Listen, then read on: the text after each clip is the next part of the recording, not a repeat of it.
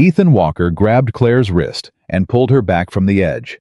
1 second later, the ground where she'd been standing collapsed into the white abyss below. Neither of them breathed. That was the moment everything changed. Not the storm, not the cold, not the fact that they were completely alone miles from anyone who could reach them. It was that 1 second, his hand gripping hers like he'd never let go, that cracked open 6 years of silence. Because Ethan had spent 6 years saving strangers for a living, but he had never once admitted that the one person he was truly terrified of losing was her. What city are you watching from? Drop it in the comments. I want to see how far this story travels. And if it hits you somewhere, hit subscribe. You won't want to miss what comes next. The call came in at 6:47 on a Friday morning, and Ethan Walker was already awake. He'd been awake since 4. That wasn't unusual anymore. Sleep had become something that happened to other people. People who hadn't spent the last 3 years rewiring their entire lives around a single 8-year-old girl who called him daddy and still sometimes cried for her mother in the middle of the night. Ethan was standing at the kitchen counter in his worn flannel shirt, holding a mug of coffee that had gone cold, staring at the framed photo on the refrigerator. Lily, at her last birthday. Chocolate frosting on her nose. Laughing so hard, her eyes had disappeared into little crescents. He made himself look at that photo every morning. It was his reason to keep moving. His phone buzzed on the counter. He picked it up without looking. Walker. Ethan. The voice on the other end was Mike Dalton, his operations coordinator. Calm, but deliberate, the kind of calm that meant something was wrong. We've got a problem with the Henderson Ridge route check. Ethan set down his coffee mug. Talk to me. Weather Service pushed an advisory this morning. Said the system moving in from the northwest is accelerating. They're now calling for 8 to 12 inches above 6,000 feet by Saturday night. Mike paused. Maybe more. Ethan walked to the window and looked out. The mountains in the distance were already wearing dark cloud caps, the kind that didn't promise anything good. I thought we had a window through Sunday, he said.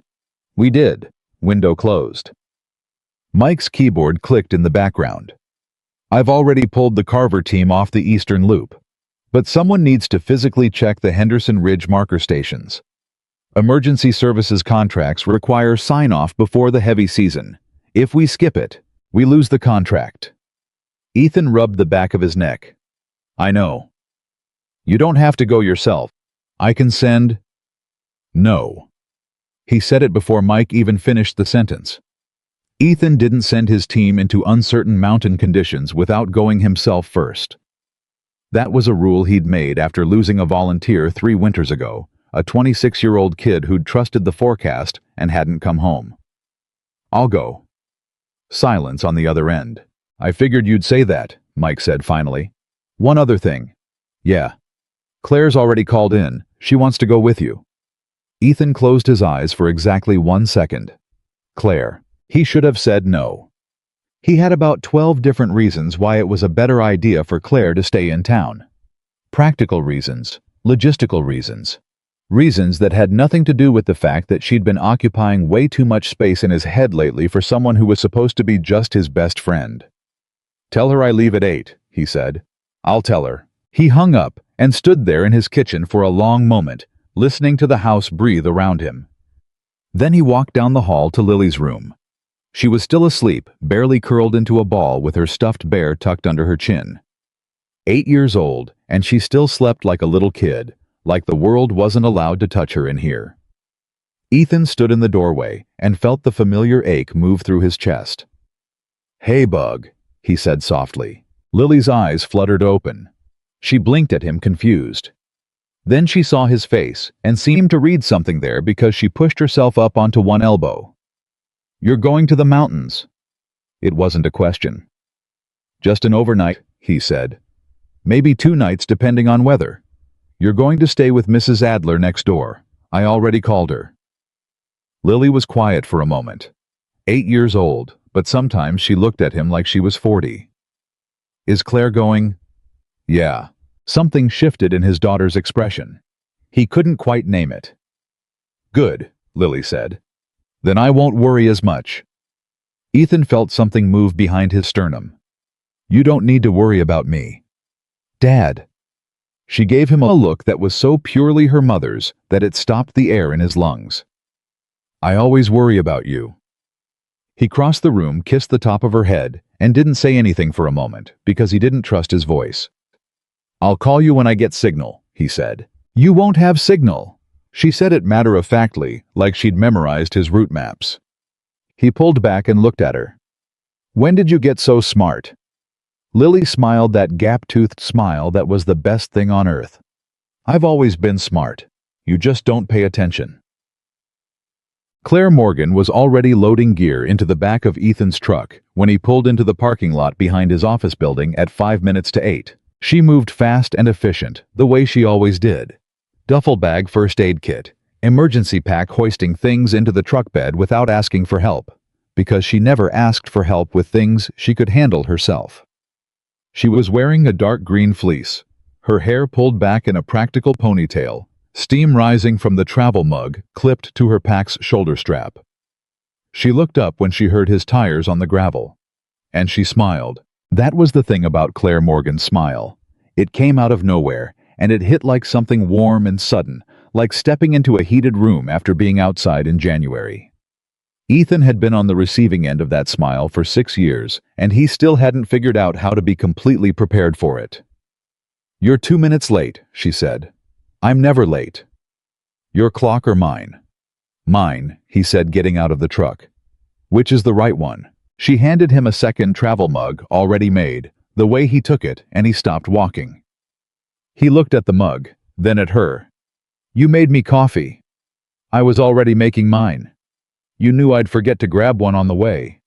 I know you forget everything when you're in mission prep mode. She tilted her head. Just drink the coffee, Ethan. He drank the coffee. They loaded the rest of the gear in silence, the kind of silence that had its own texture after 6 years, comfortable and specific, shaped by everything they'd been through together. He'd know her silences the way he knew the sound of his truck's engine. This one was focused, attentive. Claire was already thinking through contingencies. Mike sent me the weather advisory, she said as he climbed into the driver's seat. She pulled up the door on her side and settled in, pulling her seatbelt across. The updated one. And I think we have a narrower window than he thinks. She was looking at her phone, swiping through data. The moisture system is interacting with the high-pressure ridge over the peaks. If that happens before we expect, we're looking at whiteout conditions potentially starting tonight, not tomorrow. Ethan looked at her. I know, she said before he could speak. I already told Mike. He said you'd want to go anyway. Mike knows me too well. Everyone who's known you for more than 6 months knows you too well. She clicked her seatbelt. You're predictable when it comes to duty. He started the engine. That a criticism? She glanced at him sideways. It's an observation. They drove. The mountains grew larger in the windshield as they left the valley behind the highway, giving way to forest roads, the asphalt thinning into gravel and then into packed dirt. Ethan kept his eyes on the route.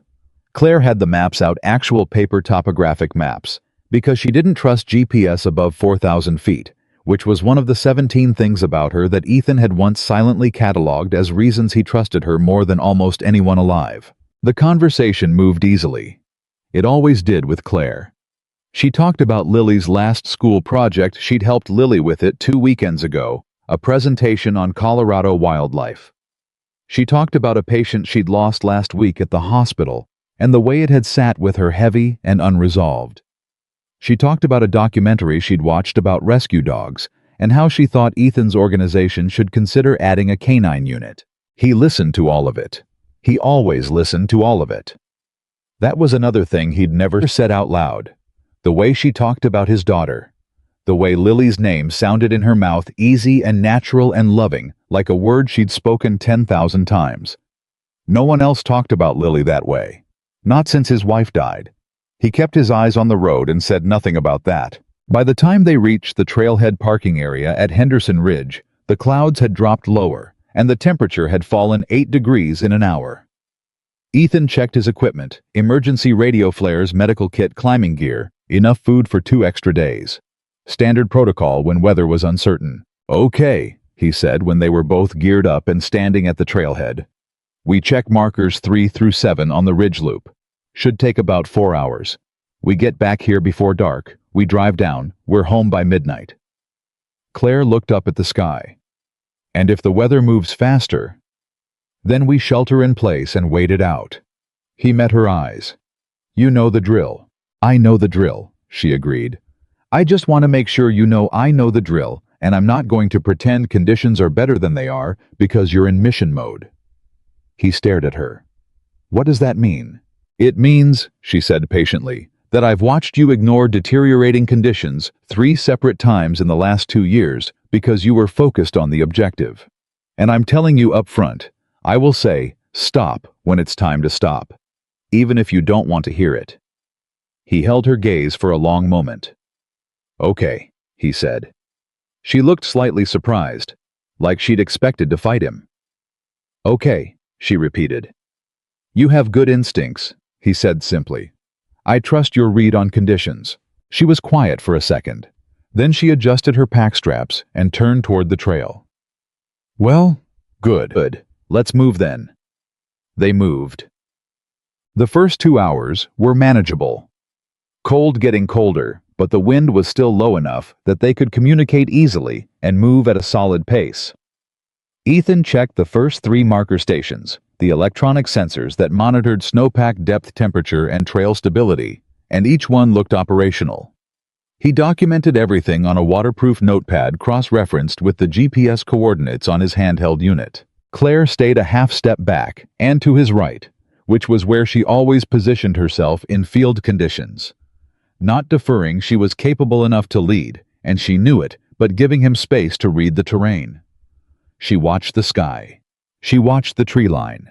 She pointed out twice where the trail surface had changed in ways that suggested subsurface instability, and both times she was right, and both times he was glad she'd said something. At marker station 4, she pulled out protein bars and 2 thermoses without being asked.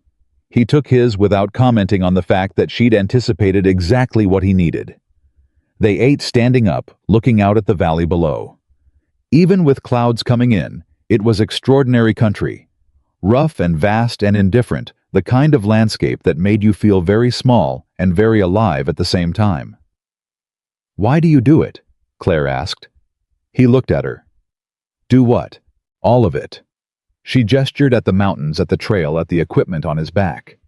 "The rescue work, the routes, the early mornings in conditions like this." She paused. "You don't need to do it yourself anymore. You've got a good team. You could manage from an office." Ethan thought about that. "Because out here," he said finally, "things make sense. The weather is what it is. The terrain is what it is. You read it right, you make good decisions. People get home safe." He looked out over the valley. "Everything else in life is complicated. This is," he exhaled, "honest." Claire was quiet for a moment. "What about Lily?" she asked. "Is she complicated?" "Lily is the most uncomplicated thing in my life." He said it without hesitation. "She's the clearest thing I've ever known. And everything else." He looked at her.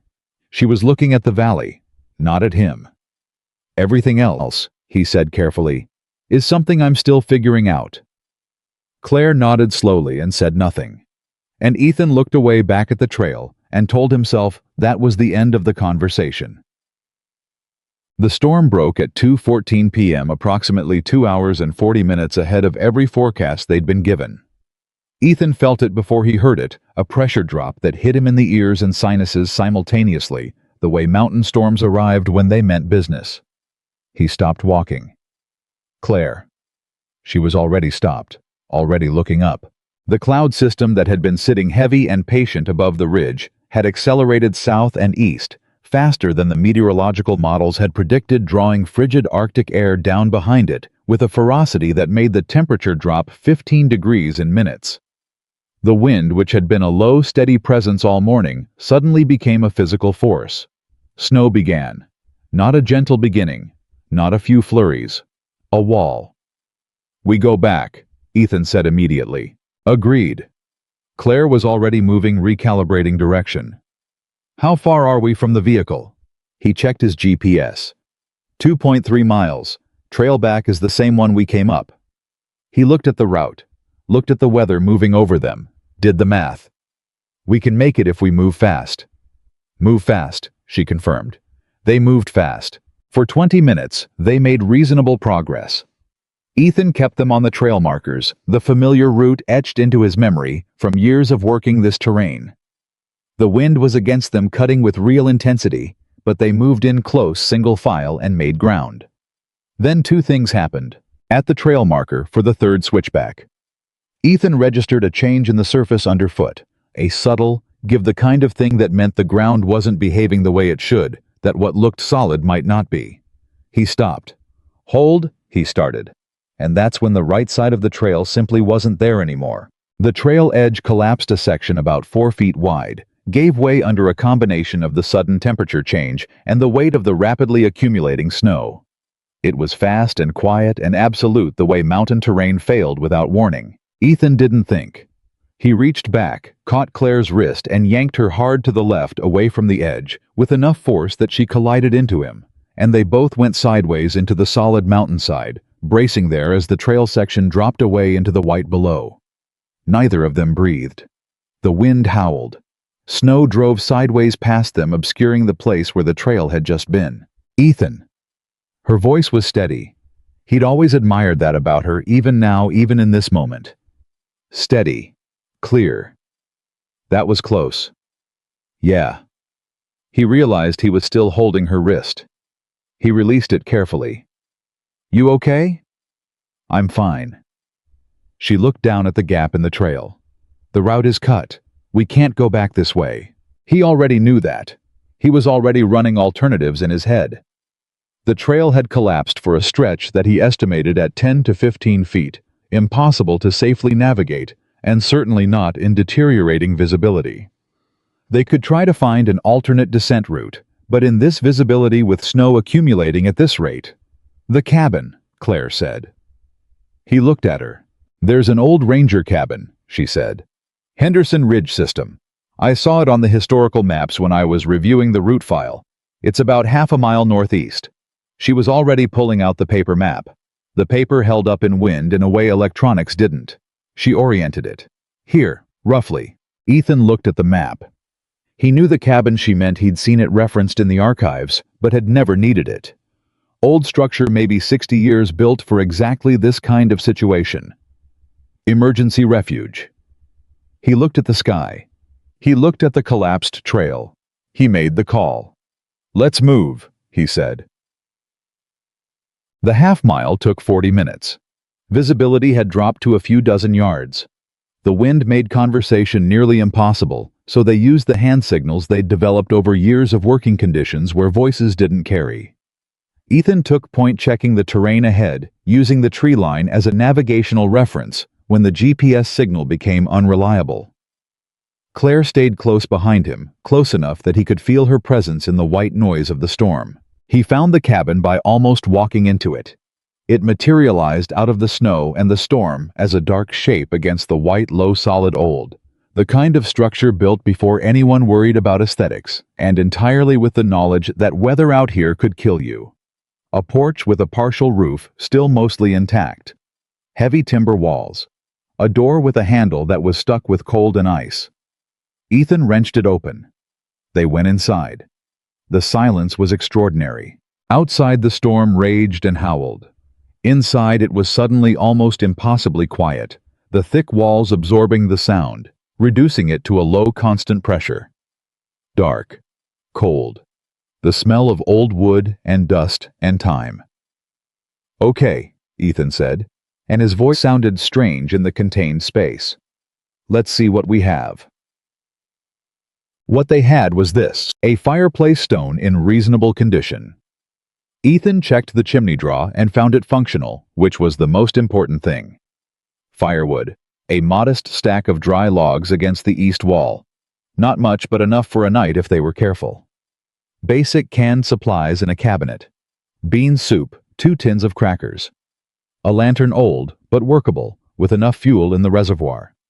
A first aid kit, well past its replacement date, but containing usable bandages and antiseptic. And on one side of the single room, a narrow cot with a single folded blanket, army surplus gray, thin but dry. One cot, one blanket. Ethan registered this the same moment Claire did. He heard her stop moving behind him. He turned and looked at her. "I'll take the floor," he said. "Ethan." "The floor," he said. "I've slept in worse." She looked at him for a moment, with those direct gray eyes that always made him feel like she was seeing past every layer he'd put up straight to whatever was actually underneath. "Okay," she said, not fighting it, which told him she was tired or cold enough to accept, or both. He started building the fire. Within 30 minutes they had heat. The fire caught properly, the chimney drew clean, and the first real warmth began to push back against the cold that had settled into everything. Ethan's fingers started to feel like his again. He heard Claire exhale a long releasing breath as she held her hands toward the flames. He heated the soup in its can, split the crackers evenly. They ate without talking much, sitting on opposite sides of the fireplace, the fire between them, the storm making its constant noise outside. The emergency radio got no signal. Cell phones, nothing. The world outside had swallowed all connections. "Mike knows we were on the Henderson Ridge Loop," Ethan said, studying the radio. "Standard protocol is to wait 24 hours before initiating a search in active storm conditions. They won't move on us until the weather breaks." "When does it break?" "Forecast said tomorrow afternoon." He paused. "Before today, the forecast said a lot of things." "Fair point." Claire looked at the fire. "So we have tonight. Possibly tomorrow." "Possibly tomorrow." She nodded, processing this, and he watched her do the same calculations. He'd already done supplies, heat, safety margins, time, and reached the same conclusions. They were experienced enough to be calm about this. Uncomfortable, yes. Concerning, yes. Dangerous if anything else went wrong, but manageable. "Lily is with Mrs. Adler," he said, more to himself than to her. "I know." She looked at him. "She's fine. Mrs. Adler is great with her." "I should have—" He stopped. "What?" He shook his head. "You should have what, Ethan?" He looked up at her. "I should have checked the forecasts more carefully. Should have delayed the route check by a day, let the system pass." "You looked at the same data I did," Claire said. "You made the right call with what you had. People get hurt when I make wrong calls. You didn't make a wrong call." Her voice was firm. "The weather model was wrong. That's different." He looked at her for a long moment. "You always do that," he said. "Do what? Defend me when I'm blaming myself." She held his gaze. "You blame yourself too much and too often. Someone should push back." He didn't respond to that. He looked at the fire. "How's your hands?" he asked after a moment. She flexed them, assessing. "Cold, but functional. My feet are okay. I layered well." She glanced at him. "You?" "Good. I'm good." A silence moved through the cabin. Comfortable in some ways. Charged in others. Ethan was acutely aware of the small space, the 12 feet between the door and the back wall, the 6 feet from one side to the other, the single cot in the corner, the single blanket. The night was just beginning. Outside, the storm pressed against the walls and the windows and demanded that they stay exactly where they were. Inside, two people who had known each other for 6 years sat across a fire from each other in a space that allowed for no evasion, no subject changes, no convenient exits, and felt, for the first time in a long time, the full weight of all the things they had never said. Claire reached into her pack and pulled out a worn deck of cards. Ethan raised an eyebrow. "I always carry them," she said simply. "You never know." She shuffled them with practiced ease, and he watched her hands moving, capable and quick, and for one moment he saw her at Lily's birthday last spring, those same hands, building an elaborate card tower with Lily at the kitchen table, the two of them laughing. His daughter's head tipped against Claire's shoulder like she belonged there. He looked away. "What are we playing?" he asked. Claire looked at him across the firelight. "Something honest," she said, and the way she said it, quiet, deliberate, weighted with something he couldn't quite name, made his chest do a thing it had no business doing. He met her eyes, and he said, "Deal." Outside, the storm was building to its full voice. The wind howled against the old walls of the cabin's snow, driving hard against the windows. The trees somewhere in the dark bending and groaning under the weight of what was coming. Inside, in the orange-gold circle of firelight, Claire Morgan dealt the cards onto the floor between them.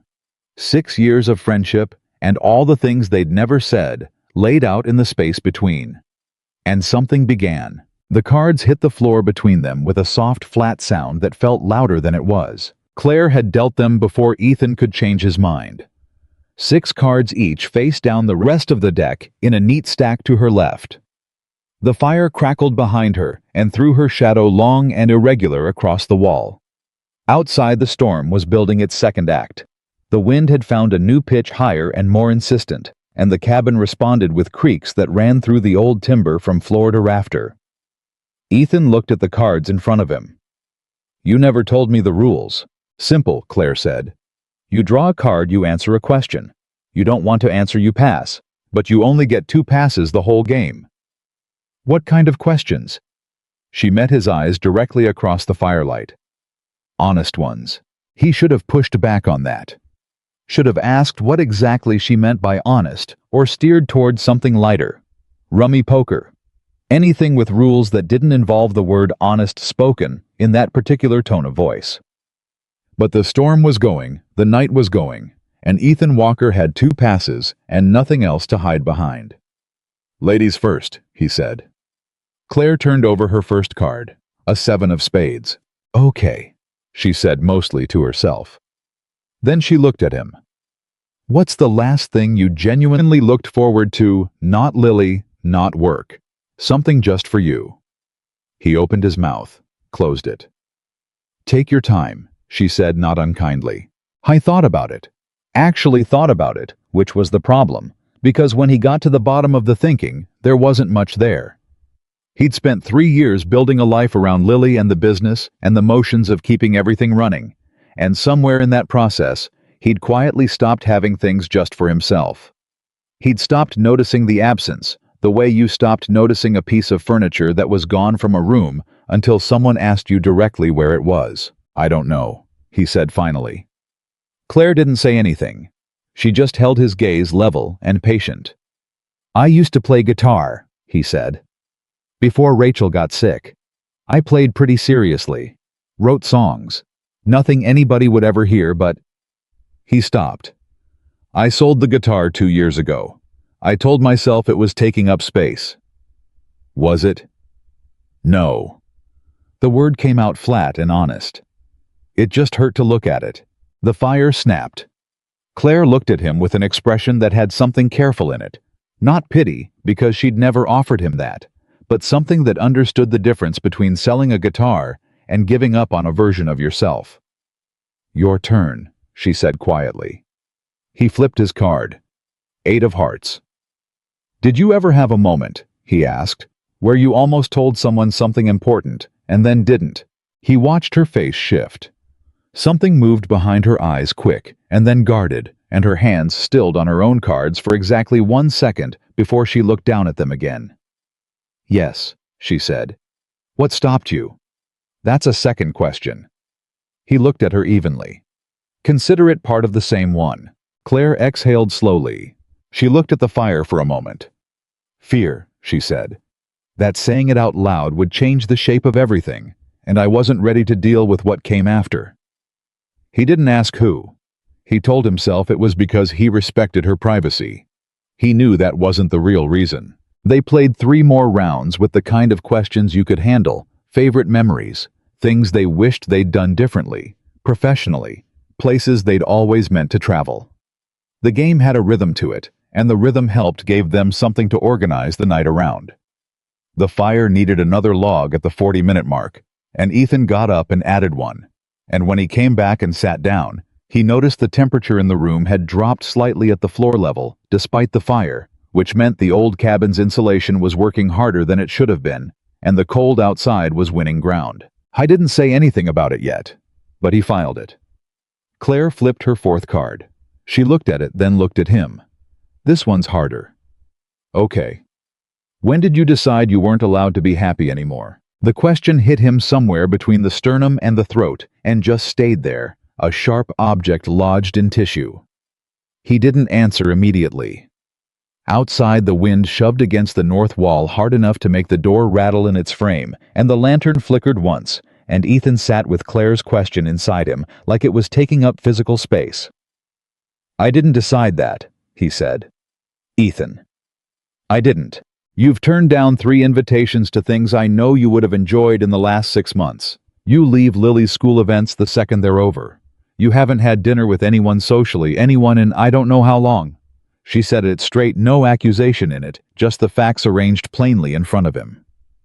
"That's not grief. That's a rule you made." He was quiet. "It's not a rule," he said, but even as he said it, he could hear how thin it sounded. "Then what is it?" "It's just how things are right now." "How long is right now?" He looked at the fire. "I don't know," he said. Claire waited. She had a quality he'd always admired and occasionally found deeply inconvenient, the ability to wait without filling the silence with something easier. She just sat with it and let it be what it was, and watched him the way people watched something they were genuinely trying to understand. "After Rachel," he said, and even saying the name still cost him something, a small quiet currency. "I felt like I'd used up my shot, like I'd had the thing people hope for, a real marriage, a real family, and losing it meant the story was over. The rest was just..." He exhaled. "Maintenance." "Maintenance," she repeated. "Lily, the business, making sure everyone else is okay." "And you?" "I'm fine." "Ethan." Her voice was quiet and firm. "You just said your life is maintenance." He looked up at her. "That's not fine," she said. "That's disappearing slowly." The fire popped between them. He held her gaze and felt something in him pull taut like a wire that had been gradually tightened and was now being tested. "Your turn," he said. She didn't push it. She let him redirect, and he was grateful for that. He flipped his next card, and for a moment just held it, looking at the markings, buying himself the few seconds he needed to shift back onto stable ground. "Tell me something you've never told anyone," he said. "Something that actually matters to you." Claire was quiet for a long moment. Then, "I was offered a position in Seattle 14 months ago, emergency trauma director at a major hospital. It was a significant opportunity, the kind of thing I'd worked toward for years." She paused. "I turned it down." He stared at her. "I didn't know that." "I know you didn't." "Why didn't you tell me?" "Because the reason I turned it down wasn't something I was ready to explain." The fire was the only sound in the room for several seconds. "What was the reason?" he asked. She looked at him directly, and there was something in her expression that was both open and guarded at once, like a door that had been partly opened and could still go either way. "I'll use a pass," she said. He felt the weight of that land. She had 2 passes, and she'd used one, and she'd used it on this specific question, and he sat with that information and tried not to read it for exactly what it was. He failed. He was reading it for exactly what it was. "Okay," he said quietly. They played 2 more rounds. The questions got more careful after that, both of them navigating around the thing that was taking up space in the room without either of them acknowledging it directly. They talked about Lily again. About what she'd been like the first year after Rachel, that strange hollow phase where she stopped drawing and then gradually started again. Claire had been the one to notice when Lily started drawing again. She'd texted Ethan a photo from his own kitchen table. Lily bent over a piece of paper, crayon in hand, completely absorbed with no caption, just the image, because she'd understood that Ethan needed to see that without anything attached to it. He'd saved that photo. It was still in his phone. "You're a good friend," he said while they were talking about Lily. Claire smiled, the small, real one, not the one she used in social situations. "You're a good dad." "That's different." "How?" "Being a good dad is required. I don't get to be bad at it." He looked at her. "The way you are with her, that's a choice you make every time. Nobody requires you to show up for us." Something shifted in her expression. It was subtle, but he caught it, a quick tightening around her eyes, like he'd touched something she hadn't expected him to reach. She looked down at the cards and then back up. I don't think of it as showing up for you, she said, measuring each word. I think of it as just being where I want to be. He held that. Where I want to be. Want to. He almost said something. He felt the words form and crowd toward the front of his mouth, and then the storm decided that was the moment to throw itself against the cabin with its full force. A sustained gust that hit the north wall like a physical blow, hard enough that they both instinctively looked up and something on the roof shifted with a groan that ran the length of the building. They both froze. It held. Ethan let out a slow breath. Structure sounds okay. Agreed. Claire was already looking at the ceiling analytically, the nurse in her doing rapid damage assessment. Old timber like this is actually more stable in high wind than newer construction. The joints move with it. You know a lot about cabin architecture. I know a lot about a lot of things. She said it lightly, but then she looked at him, and it shifted. That's always been my problem, actually. He raised an eyebrow. Knowing too much, knowing what I know, and not knowing what to do with it. The game had gone sideways somewhere in the last hour. It was still technically a card game. They were still drawing, still taking turns. But what it actually was, Ethan realized, was the most honest conversation he'd had with another adult in 3 years. Maybe longer. The kind of honest you could only manage when you were 40 miles from civilization in a storm that had removed every other option. He flipped his last card. He looked at it. He put it down. Last question, he said. Claire watched him. What do you want? He asked. Not from tonight, not from Seattle, or the career, or any particular decision. What do you actually want from your life? The fire had burned down to a steadier lower heat while they'd been talking, and the light in the room was amber and close. Claire's face in it was something that required no description. It was simply itself familiar and new. At the same time, the way a song could be both of those things simultaneously. She was quiet for a long time. I want a life that doesn't feel like waiting, she said. He felt those words move through him. Waiting for what? He asked. She looked at him, and then she did something she hadn't done yet. She looked away first, down at the cards on the floor between them. Her hands moved to gather them up, straightening the deck, reorganizing the edges. I think the fire needs another log, she said. He watched her. He didn't push. He got up and put another log on the fire. But those words sat in him for the rest of that hour, and into the next, a life that doesn't feel like waiting, and he turned them over and over like a smooth stone in a pocket, feeling their shape not yet ready to say what he thought they meant. They fell into a different kind of silence after the game ended. A working silence.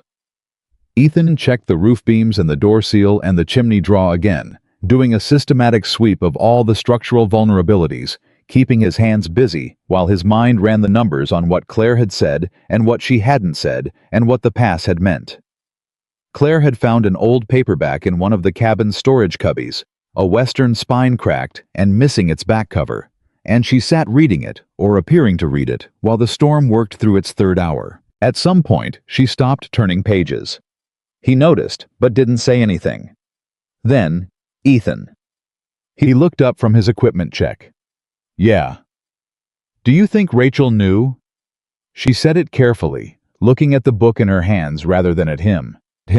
How much you loved her. He'd been asked about Rachel before by therapists and concerned friends and well-meaning family members, and the questions always felt like they were being asked from a certain remove people handling something fragile. Claire asked it the way she asked everything, which was directly from the same level, like she trusted him to hold the weight of it. I hope so, he said. I think she did. He was quiet for a moment. We had time at the end. We were lucky in that way. We got to say things. Not everything, but enough. She'd have wanted you to. Claire stopped. Move on. He completed it for her. Yeah, she said that. Specifically. Directly. Rachel was never... He almost smiled. She was never ambiguous about what she wanted. She sounds like someone I would have liked. She would have liked you. He said it without thinking, and then registered the truth in it. She would have liked you a lot, actually. She had no patience for people who played games or kept score. She always said the people worth having around were the ones who didn't need anything from you except the real version of you. Claire had looked up from the book somewhere in the middle of that. She was watching him now with that careful, open attention that she had, the kind that made you want to keep talking. Not because she was pressing you, but because she made you feel like what you were saying was worth hearing. "She sounds like she was extraordinary," Claire said. "She was." He held Claire's gaze. "So are you." The moment stretched. Claire's expression moved through something complex and immediate surprise, and then something warmer than surprise, and then something else that she pulled back from, visibly consciously, like stepping back from a ledge. "Don't do that," she said quietly. "Do what?" "Compare me to Rachel." "I'm not comparing you." "Ethan, they're not the same category," he said, and his voice came out with more intensity than he'd intended, more honesty than he'd planned for.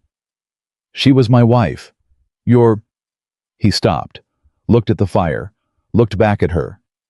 "You're something else entirely." Silence.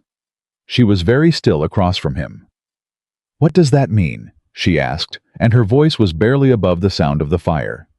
He opened his mouth, and then the crash happened. A section of something on the roof.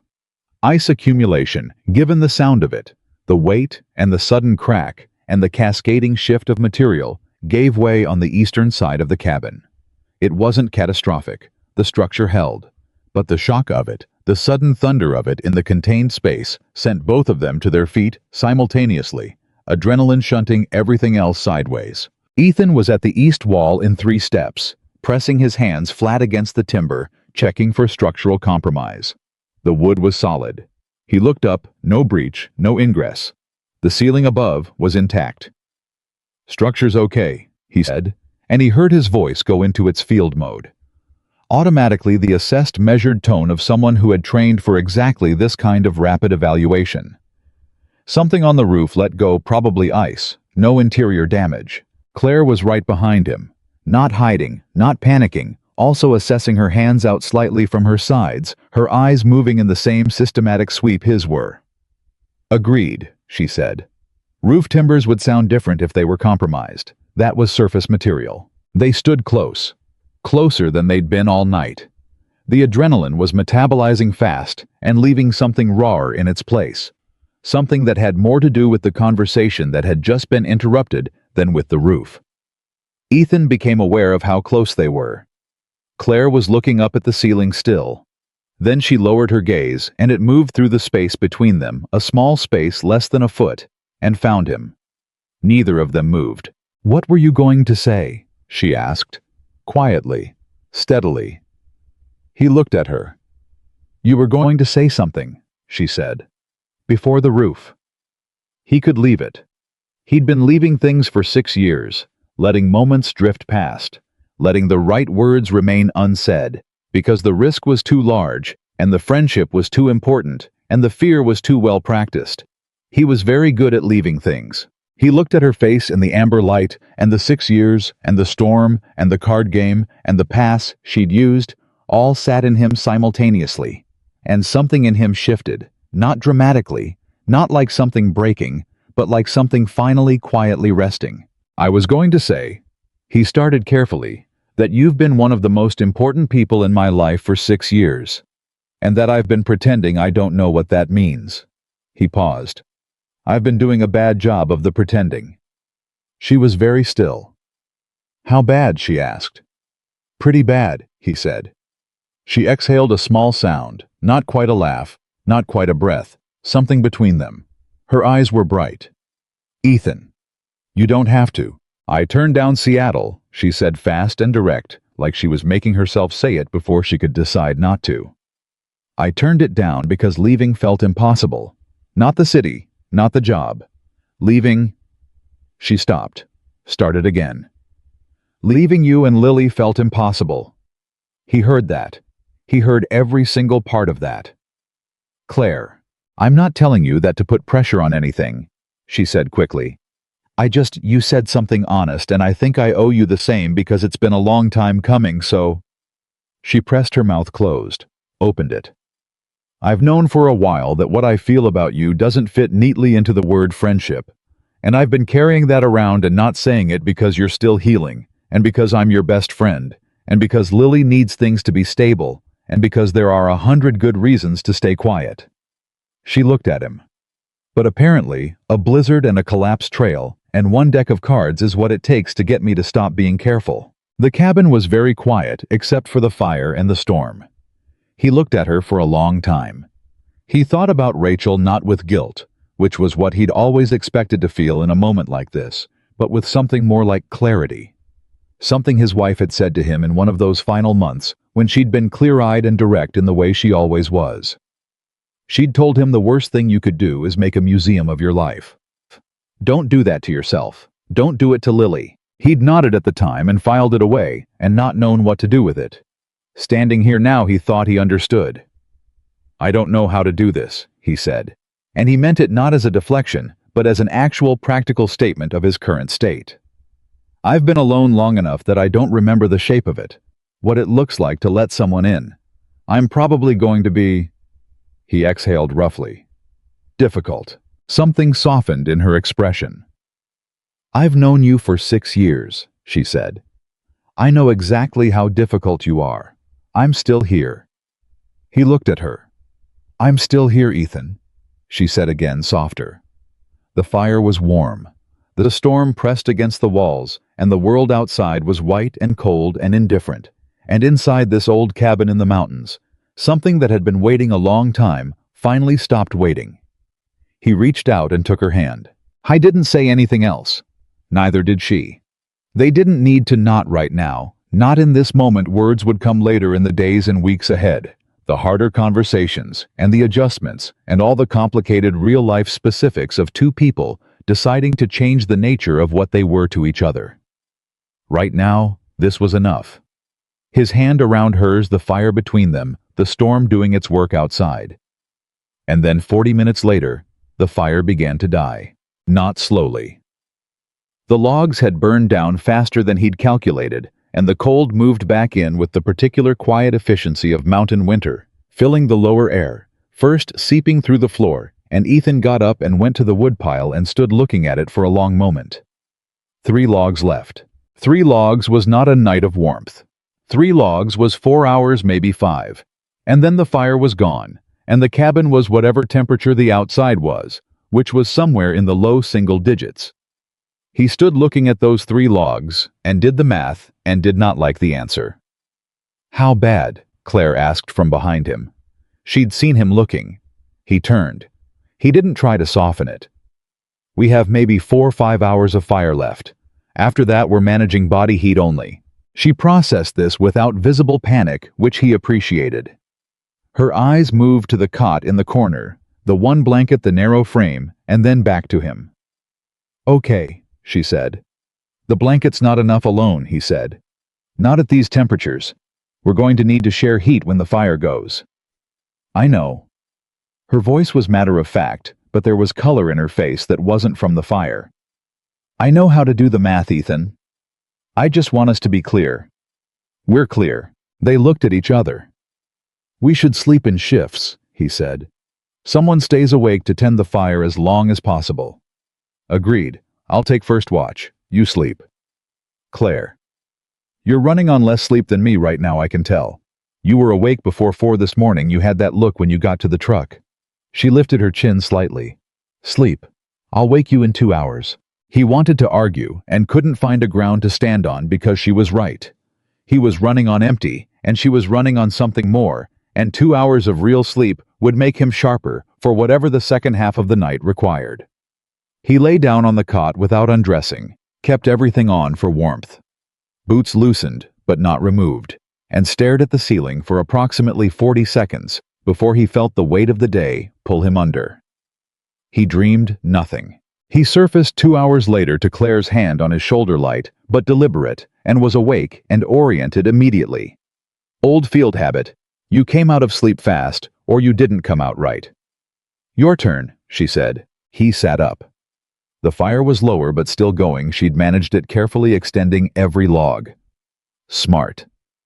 She'd done exactly what he would have done. She sat on the edge of the cot beside him for a moment close, and he could feel the tiredness in her, now the 2-hour watch catching up. "Lie down," he said. She didn't argue. She lay back on the cot, and he pulled the thin army blanket over her and sat on the floor beside the fire and watched it, and watched her, and watched the night move through its long middle hours. Around 4 in the morning, the temperature inside the cabin dropped sharply. The last log was burning. The cold that had been waiting outside came through the walls more decisively now. He could see his breath.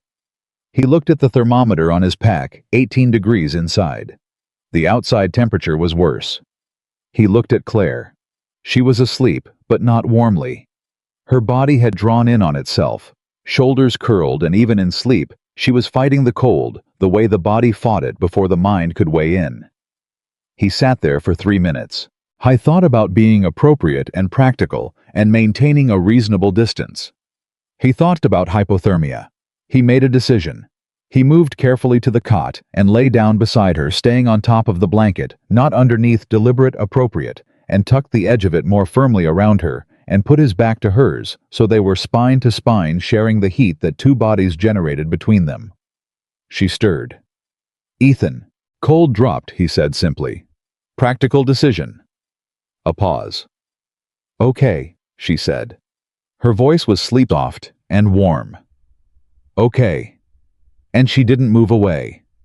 He lay there in the dark, the fire almost out his back against hers, and listened to her breathing, even out again into sleep, and felt the cold at the edges, and the warmth between them, and the storm still going outside, and he thought, this is what it feels like.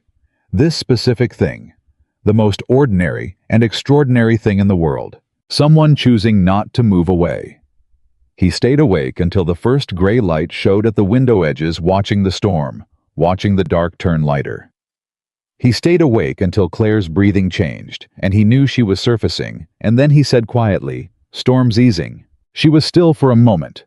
Then she turned over slowly and looked at him in the pale early light, her face inches from his.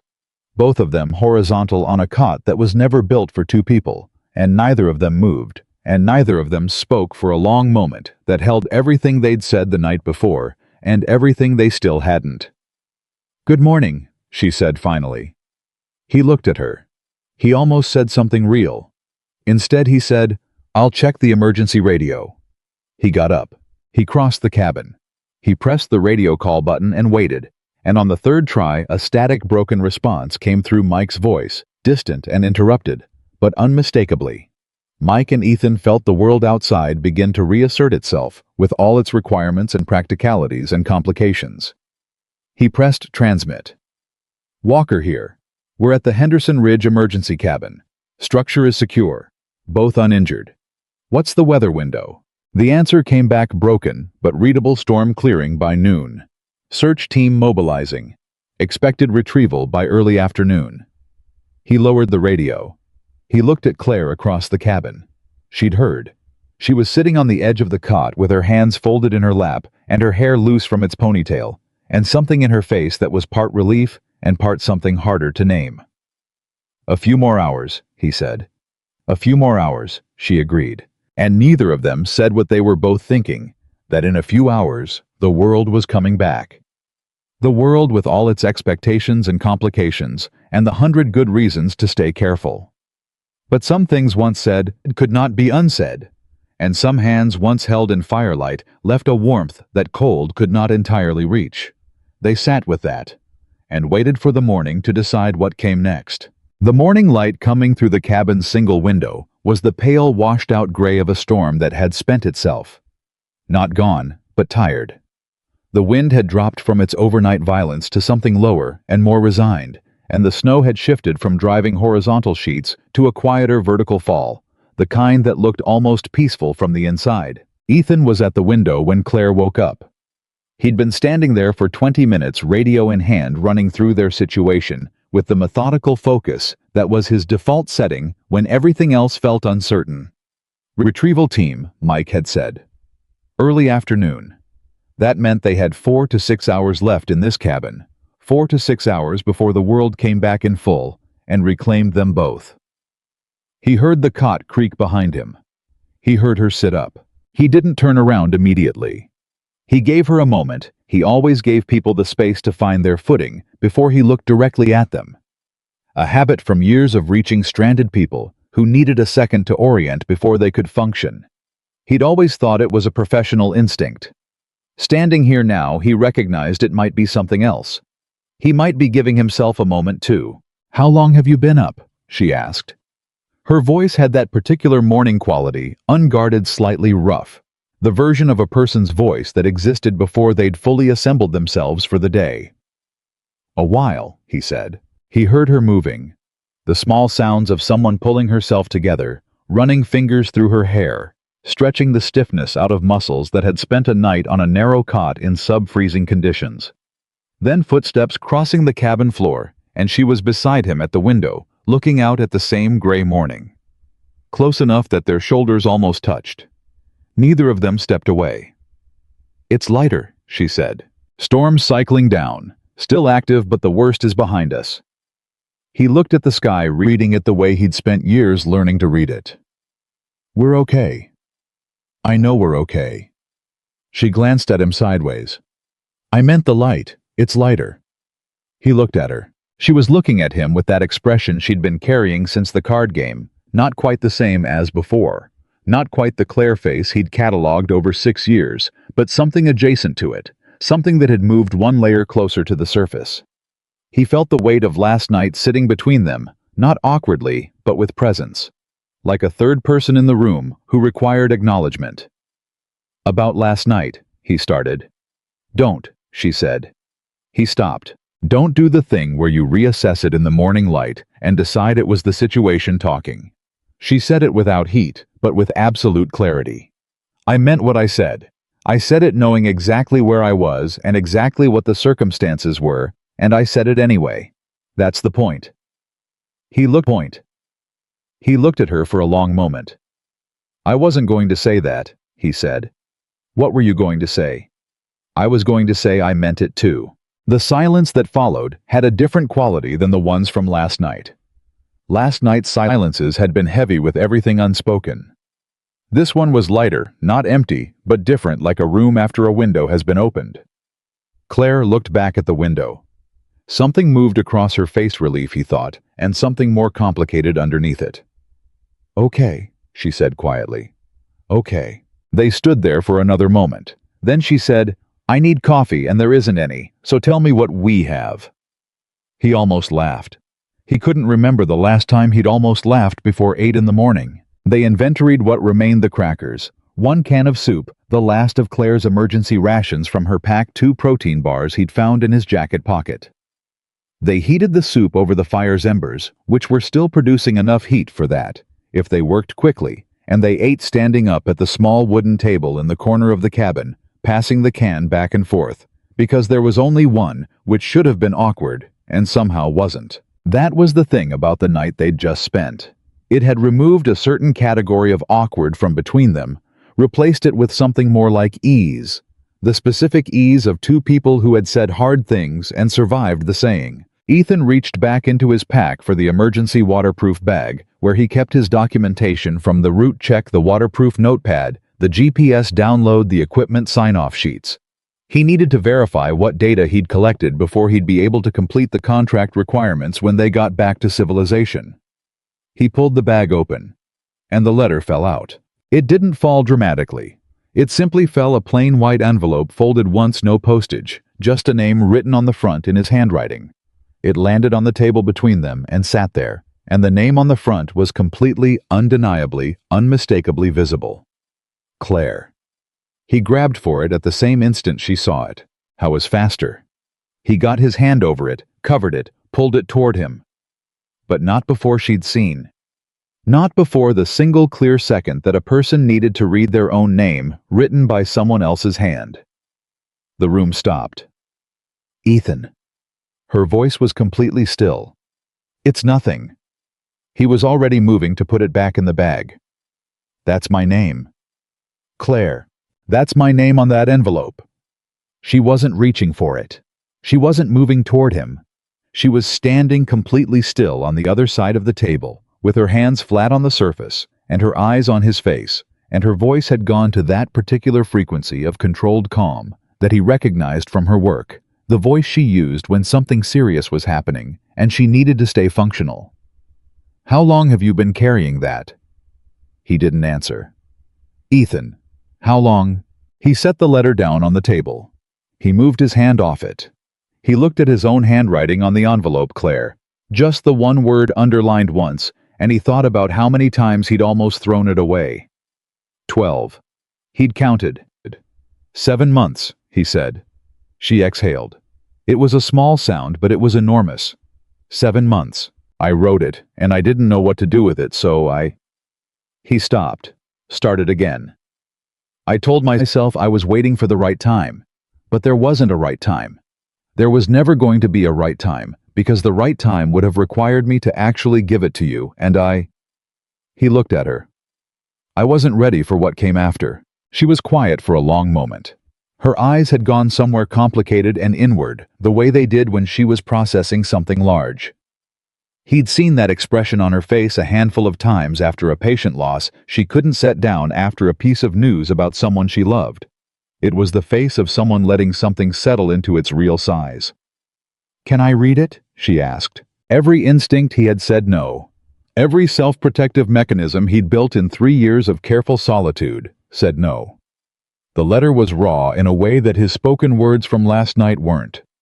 It had been written at 2 a.m. in December, on a night when Lily had been sick, and he'd been sitting at the kitchen table in the dark after she'd fallen back asleep, and he'd written it without his guard up because he'd never intended for her to see it. He'd written it the way you wrote something you were never going to send. He pushed it across the table. She picked it up carefully. She unfolded the envelope. He made himself look at the fire, what was left of it, and not at her face. He listened to the sound of paper unfolding. He listened to her silence. He heard the precise moment she got to the part about Lily, the part he'd written about Lily's 6th birthday when Rachel had been gone 4 months, and he'd been holding everything together with both hands and failing at it quietly, and Claire had shown up at 6 a.m. with balloons and a cake she'd baked herself and a whole day planned, and Lily had seen her and just started crying. Not from sadness, but from pure, overwhelmed relief. And Ethan had stood in his hallway watching his daughter cry into Claire's shoulder, and he'd felt something inside him come back to life in a way he wasn't ready for, and didn't know what to do with, and so had filed away and not touched again. He'd written all of that. He heard Claire's breath change. He didn't look. She read for a long time. The letter was 4 pages. He'd written a lot of things in the dark in December. When she finished, the silence ran for almost a minute, which felt very long in a small cabin in the mountains, with the storm going quiet outside. "Ethan." Her voice was different, rougher. He looked at her. Her eyes were bright, not crying, but close. The way she got when she was holding something back because she'd decided it wasn't the moment to let it out.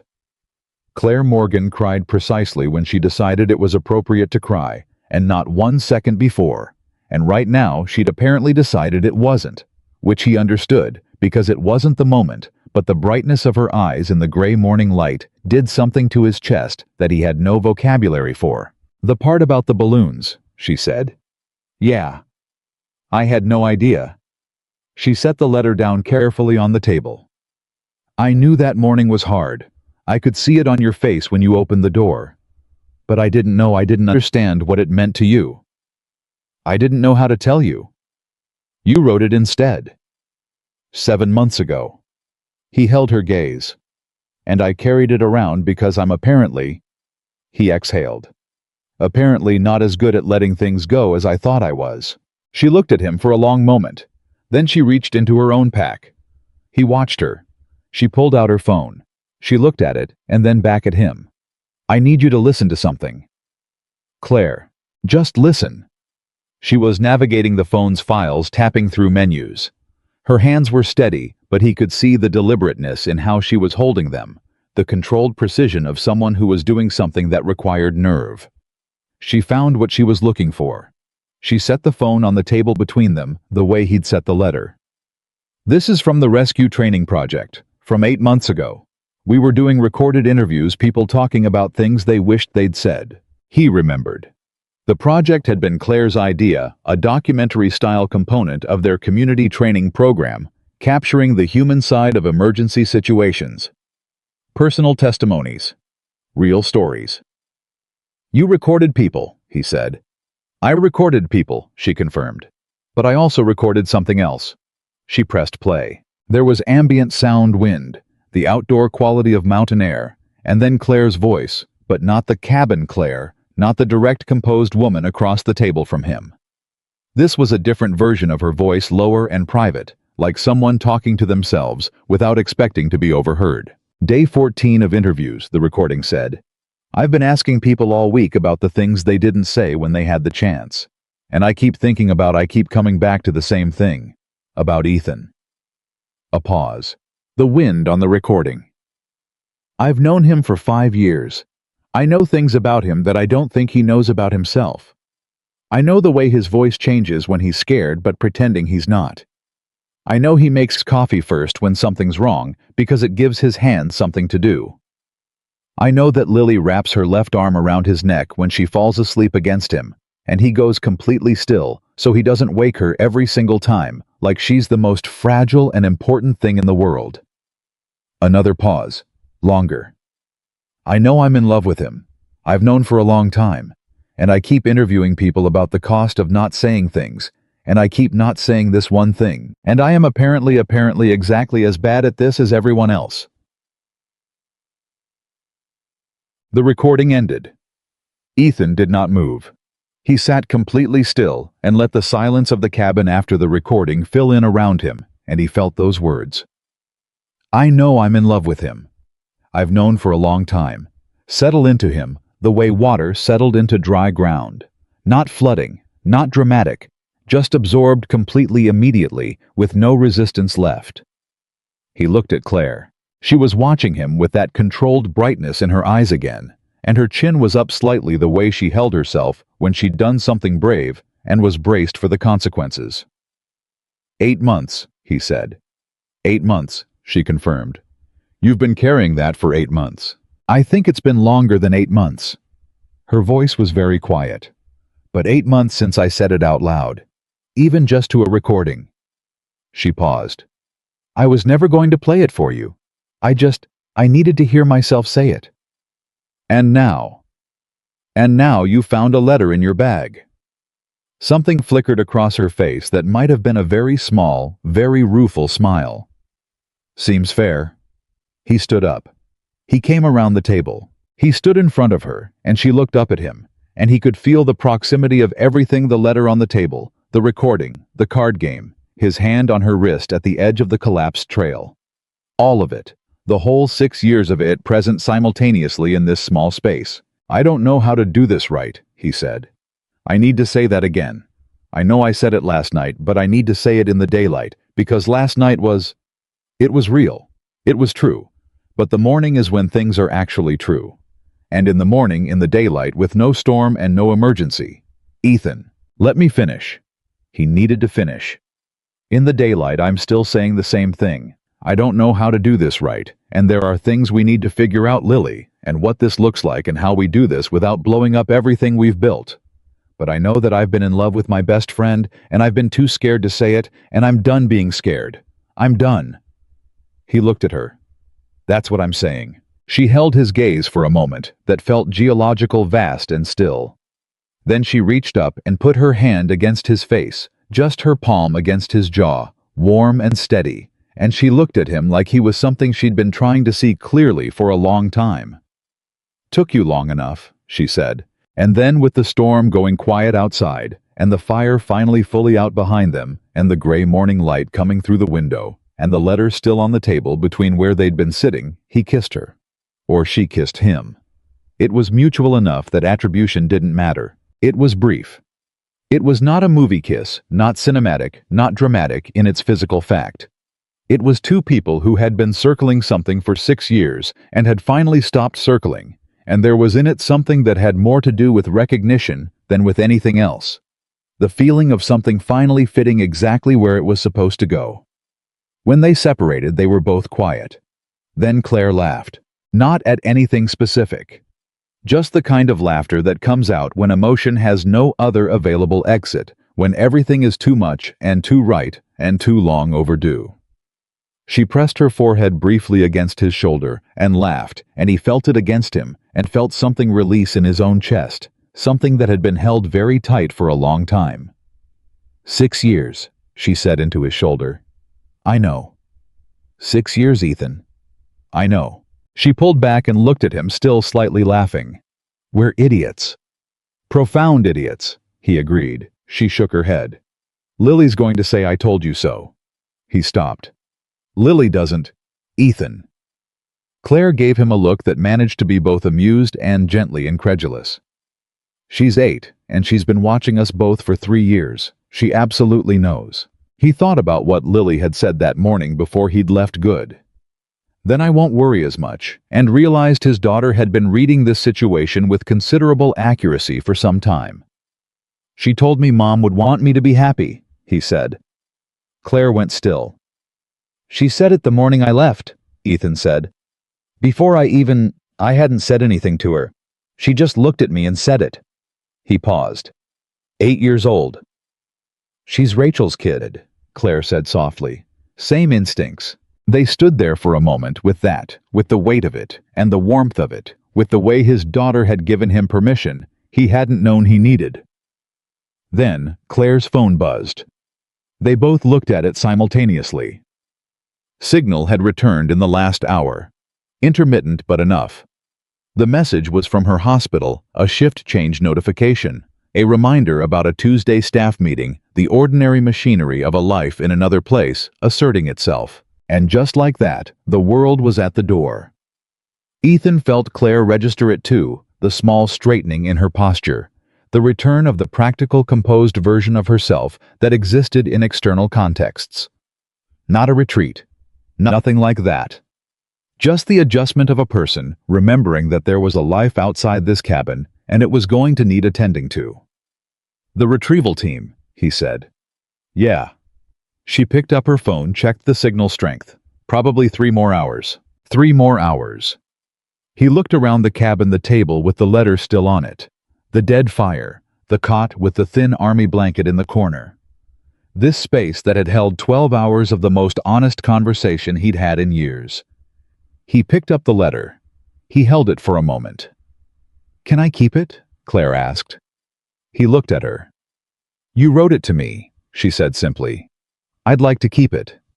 He handed it to her. She folded it carefully and put it in the interior pocket of her jacket close, and something about that gesture, the care of it, the deliberateness, hit him somewhere underneath the sternum and stayed there. They spent the next 2 hours doing the practical things that the situation required. He went over the structural notes he'd taken the previous day, completed the marker station documentation as thoroughly as he could from memory, and the partial GPS records, and put together a preliminary report for Mike. Claire inventoried the first aid kit, replenished what she'd used from her personal supplies, and left a note in the cabin's log, the small battered book that sat in the supply cabinet where anyone who sheltered here was supposed to record their stay. He watched her write it, date 2 names, condition of the cabin supplies, consumed condition of the chimney. Practical and complete. Then she paused and wrote one more line. He leaned over to read it. She'd written, "Found what we were looking for." He looked at her. "In case someone reads it someday," she said. "In case someone reads it. Stories in places like this matter." She closed the logbook and set it back. "Someone might need to know this cabin is where people find things." I wanted to say something about that, about what she'd just said, but the radio crackled to life before he could. Mike's voice clear this time, full signal. "Walker, this is base. Search team is moving. ETA your position, 1 hour 40 minutes. Confirm status." Ethan pressed transmit. "Confirmed. Both stable. Ready for extraction." "Copy that. See you soon." The radio went quiet. 1 hour 40 minutes. Claire was already organizing her pack, moving through the familiar motions of preparing to move, and Ethan watched her for a moment before he started on his own gear. He watched the competence of her, The efficiency, the way she moved through the space as though she'd done 1,000 field extractions, which she had in various forms, as an emergency nurse, and as someone who'd been working alongside his rescue team for 6 years. He watched her and thought, this is the person who carried a recording of herself saying she loved me for 8 months because she didn't know what to do with it. This person. This specific, extraordinary, infuriating, remarkable person. He picked up his pack. He started checking his equipment systematically, but halfway through his hands stopped, because something had just connected in his brain. Something about the timing, about the math, about something Claire had said the night before. She'd said she turned down Seattle 14 months ago, and the recording she'd played him, the one where she'd said she was in love with him, she'd called it 8 months old. There was a 6-month gap. 6 months between when she'd turned down a career-defining opportunity for reasons she'd said she wasn't ready to explain, and the recording where she'd admitted out loud that she was in love with him. Which meant she'd turned down Seattle before she'd fully admitted to herself what the reason was. Which meant she'd given up something enormous based on a feeling she hadn't even allowed herself to name yet. He set his pack down. Claire. She looked up from her own bag, read his face instantly. What? You turned down Seattle 6 months before that recording. She was still. 6 months before you said out loud that you... He stopped. Let her confirm he had the timeline right. She held his gaze. Yes. You turned it down before you'd admitted it to yourself. I turned it down, she said carefully, because something in me knew, even before my brain caught up to it. She paused. The body knows things the mind is still arguing about. He felt the full weight of that land. She'd walked away from a life-defining professional opportunity, not based on a conscious decision, but based on something underneath conscious decision-making, the pre-verbal knowledge that leaving would mean losing something she hadn't yet found the language for. You should have gone, he said, and he meant it as something complicated, as an acknowledgement of what she'd sacrificed, not as anything he wanted. Don't, she said immediately. Don't do that. I'm not... You're about to tell me I should have chosen my career over a feeling that I hadn't even named yet, and I'm telling you no. That's not what this is. I made the right call. I just didn't have the right words for it yet. She held his gaze. And now I do. So. He looked at her. You gave up something significant. I got something back, she said. The math works. He wanted to argue. He couldn't find a ground to stand on, because she was right. And she was also looking at him in a way that closed down the argument before it started. Not through force, but through the simple clarity of someone who had already resolved this internally and was not interested in reopening it. He picked up his pack. He thought about the math. He thought about 7 months of a letter in a waterproof bag, about 8 months of a recording on a phone, about 6 years of card games not played and questions not asked, and a life that didn't feel like waiting anyway. He thought about a roof that had collapsed at exactly the right moment to stop him from saying something he might have taken back. He thought about Lily that morning in the doorway, looking at him with her mother's eyes. I need to tell Lily first, he said. When we get back, before anyone else knows anything, she should hear it from me.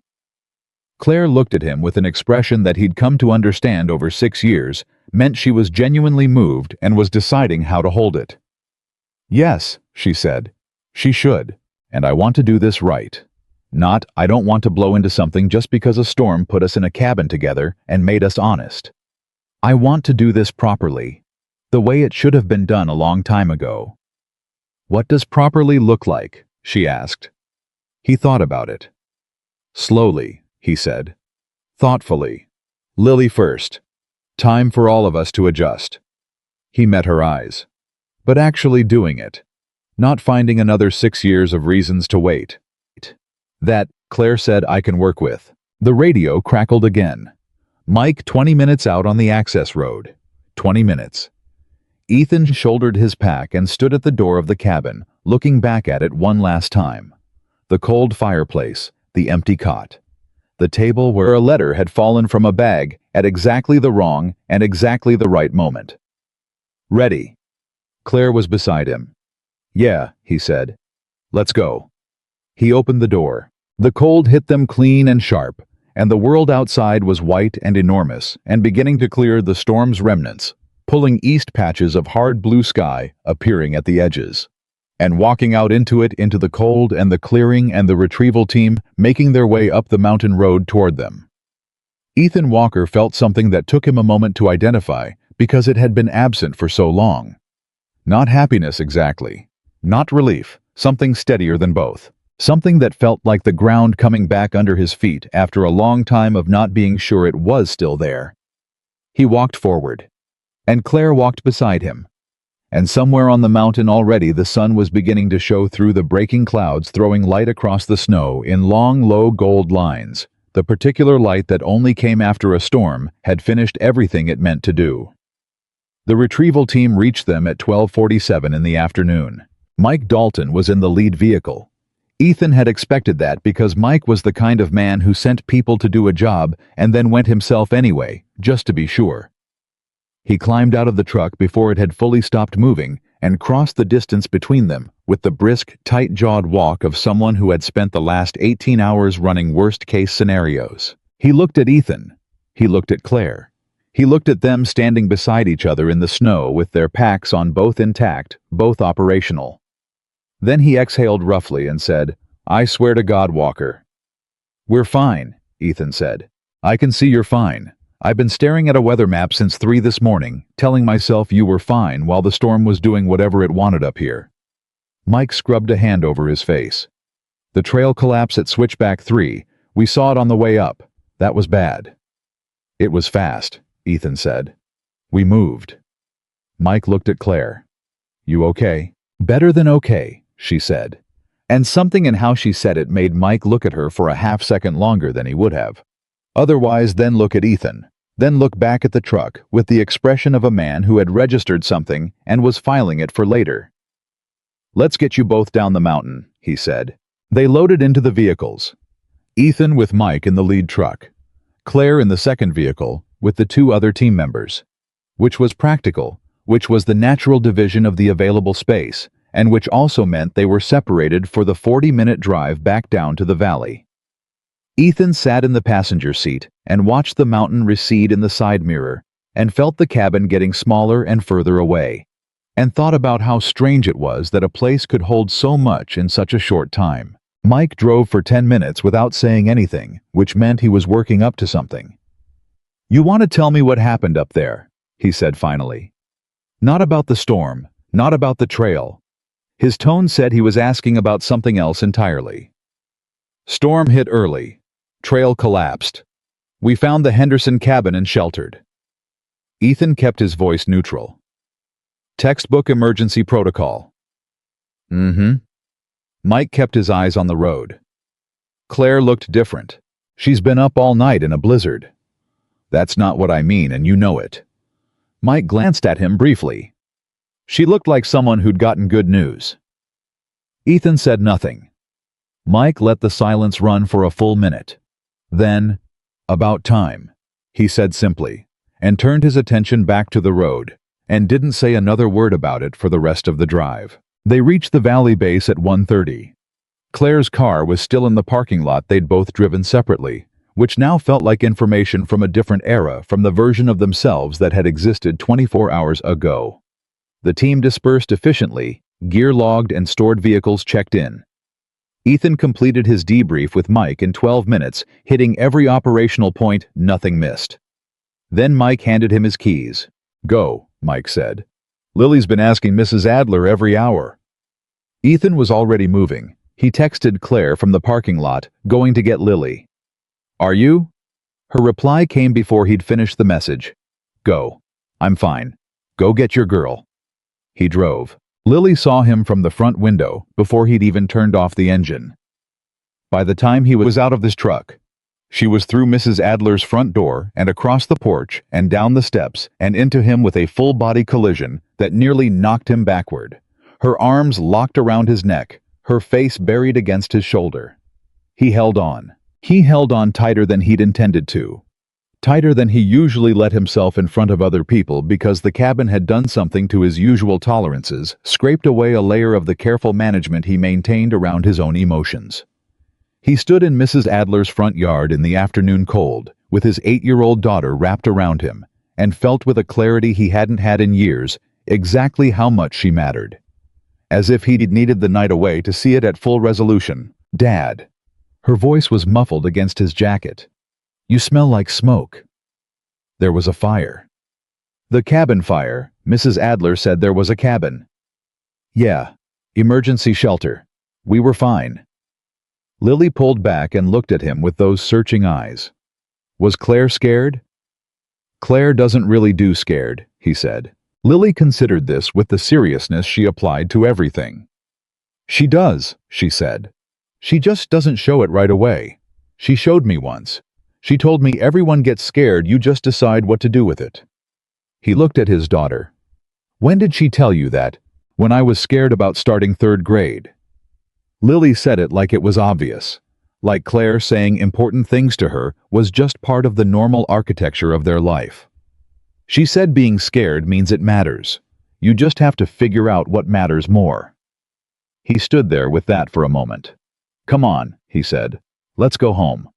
They thanked Mrs. Adler, who pressed a container of beef stew into Ethan's hands with the firm efficiency of a woman who had fed half the neighborhood through various crises, and was not interested in anyone going hungry, and drove the 4 blocks home in the kind of easy quiet that existed between people who didn't need to perform for each other. Lily had her feet up on the dashboard, which he normally didn't allow, and today couldn't summon the energy to address. She was looking out the passenger window, at the last light fading over the Front Range, the mountains still carrying the storm's evidence in new snow on the upper elevations. "Dad," she said without looking at him. "Yeah." "Is something different?" He kept his eyes on the road. "What makes you ask that? You feel different." She said it simply the way children stated perceptions before they'd learned to second-guess them. "Like when something tight gets loose." He breathed. "We'll talk at home," he said. "Okay, just the 2 of us." She looked at him then. "Okay," she said, and nodded once with the gravity of someone who understood that some conversations required the right room. They were home by 3:15. Heimat her hot chocolate full sugar, the real kind, with the little marshmallows she liked, and sat across from her at the kitchen table, and he told her. Not all of it. Not the card game, or the letter, or the recording, because those were things that lived inside the adult part of the story and belonged there. But the honest core of it, that he had feelings for Claire that were more than friendship, and that he'd finally said so, and that nothing was going to change in ways that hurt anyone, but that things might change in ways that were good. He watched Lily's face through all of it. She listened with her hands wrapped around her mug, and her expression doing the complex, rapid processing that was uniquely hers, flickering through things he couldn't fully read, settling somewhere considered. When he finished, she was quiet. Then, "Are you going to be happy now?" The directness of it hit him somewhere unguarded. "I'm working on it," he said honestly. "Good." She looked down at her mug. "Because it's been a long time." "I know. Mom's been gone for 3 years." She said it with the factual steadiness of a child who had processed grief differently than adults did, not around it, but directly through it. "That's a long time to not be happy." He reached across the table and covered her hand with his. "Does it bother you?" he asked. "What I told you?" Lily looked up at him. And then she did something that broke him open quietly and completely. She smiled. Not a polite smile, not a performed-for-adults smile. A real one, the gap-toothed one, that was the best thing on earth. "Claire loves us," Lily said. "She already does. She has for a long time." He didn't trust his voice for a moment. "Yeah," he managed. "She does." "Then it's good," Lily said with the simple, complete confidence of someone who had done the math and found it sufficient. "Dad, it's good." He looked at his daughter and thought Rachel would have known how to describe this moment. Rachel had always had the right words. He was not always a man with the right words. But he knew this in 3 years of doing it alone, in 3 years of holding everything together with determination and routine and the systematic suppression of anything that felt too large to manage. He had never felt exactly like this. This specific thing sitting at his kitchen table at 3:30 in the afternoon with his daughter telling him it was good. Like the ground was back. Like something was going to be okay. He called Claire at 4. She answered on the second ring. "How is she?" "She said it's good," he said. Those exact words. He heard Claire exhale, a long, relieved sound. "Of course she did. She also said you've been in love with us for a long time." He paused. Her words. Silence on the line. Then Claire laughed, the real laugh, the one that didn't have any performance in it. "Oh my God." "She's not wrong," he said. "She's never wrong." Another pause. "How are you?" "Better," he said. And meant it in the full sense of the word, the way you used it when you'd been something worse for a long time, and the better was not a small upgrade, but a significant one. "Get some sleep," she said. "You've been up for over 30 hours. Claire. Ethan. Thank you." He said it quietly and specifically, not as a general gesture, but as something aimed at a precise target. 6 years of her presence, 14 months ago in Seattle, a cake with balloons at 6 in the morning, a recording she'd made for herself and given to him. For all of it. The parts before the cabin and the parts in the cabin. All of it. She was quiet for a moment. "Get some sleep," she said again. But her voice had changed, softer, stripped of the practical layer. "I'll talk to you tomorrow." He slept for 11 hours. He woke at 6 the next morning to Lily sitting on the edge of his bed fully dressed, watching him with the expectant patience of someone who had been there for a while. "You need to call Claire," Lily said. He blinked. "Good morning to you too. It's 6:04. You've been asleep for 11 hours. I made toast." She handed him his phone from the nightstand. "Call Claire." "Lily." "She's been up for a while. She sent me a gif of a coffee cup at 5:30. He looked at his phone. The gif was there, a small animated steaming mug sent to Lily's number at 5:27. He looked at the gif. He looked at his daughter. "You two text each other." "Dad." She gave him the look. "We've texted for 2 years. He had not known that. He sat with the not knowing for a moment, the image of them, his daughter, and his best friend, maintaining their own independent line of communication, entirely parallel to his own awareness, and felt not jealousy, but something warmer and more complicated. The feeling of discovering that something you cared about had been quietly, continuously tended to by someone else, out of love, without announcement. He called Claire. She picked up on the first ring. "How do you feel?" "Human again," he said. "You?" "Same." A pause. "Lily texted me at 5:45 to tell me you were still asleep and she'd made toast. She told me you texted her at 5:30. I was checking in. You text my daughter at 5:30 in the morning. I text your daughter when I think she might be awake and uncertain. I know what it's like to be a kid in a house waiting for information." Her voice was straightforward, no apology in it. "She was probably awake early wondering how you were doing. So I sent her something small to tell her someone was thinking about her." He sat there in his bed at 6 in the morning, holding his phone, and feeling the weight of that land completely. "You've been doing things like that," he said. "For a long time." "Yes. And I should have seen." "Ethan." Her voice was gentle but direct. "You were surviving. You weren't supposed to be cataloging everything I was doing. That was the point." He didn't say anything for a moment. "I want to do better," he said. "I want to actually show up. For you. The way you've shown up for us." "You already do," she said. "More than you know." A pause. "But I'll take more, for the record." He almost laughed. Lily was watching him from the doorway with her arms folded and the extremely unsubtle expression of someone listening to half a conversation and following it better than she was supposed to. "Come for dinner tonight," he said to Claire. "Lily's cooking, apparently." Lily's eyebrows shot up. She had not agreed to this. "She's cooking." Claire's voice held carefully contained amusement. "She makes excellent toast," he said. "I imagine she'll expand." From the doorway, Lily pointed at him and mouthed, "You're cleaning up." He nodded. She disappeared toward the kitchen with what appeared to be purpose. "Tonight," Claire said. "Okay." She came at 6. She brought wine for Ethan and a small potted plant for Lily, a succulent in a blue ceramic pot, because Claire knew Lily had been asking for something to take care of.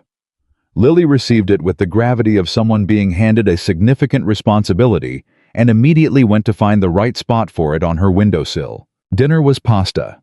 Lily had in fact expanded beyond toast. She'd found a recipe online and followed it with careful, serious attention. And the result was imperfect and completely fine, slightly oversalted but enthusiastically made. They ate at the kitchen table, the three of them, and it was ordinary in the way that genuinely important things often are, not marked by any ceremony or declaration. Just three people sharing food and talking. Lily explaining at some length the proper care of succulents and the structural differences between various types of pasta based on research she'd apparently done that afternoon. But underneath the ordinary of it, Ethan felt something different. Something in the room's temperature, the way the three of them occupied the space. Claire at the table felt different than Claire had felt at the table before. Not foreign, not newly placed, but more fully herself. More fully allowed. Like a piece of furniture that had been sitting slightly off its mark for years and had finally been moved to where it actually belonged. I thought Lily felt it too, because she kept glancing between them with the attentive quiet of someone monitoring something she was glad to see. After dinner.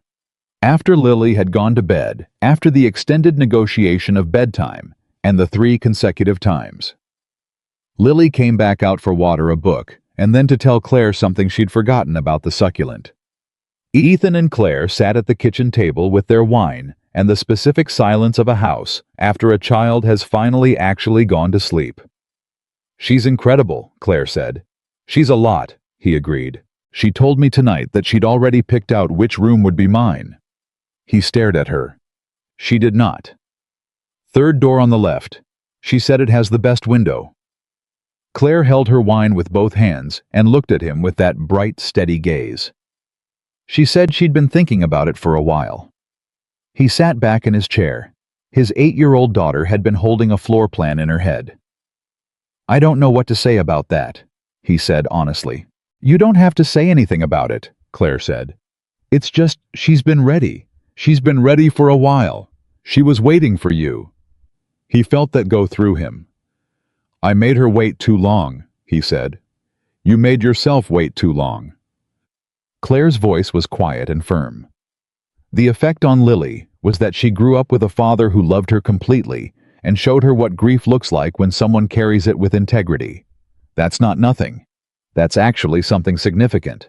He looked at her. "You're too generous with me," he said. "I'm accurate," she said. "There's a difference."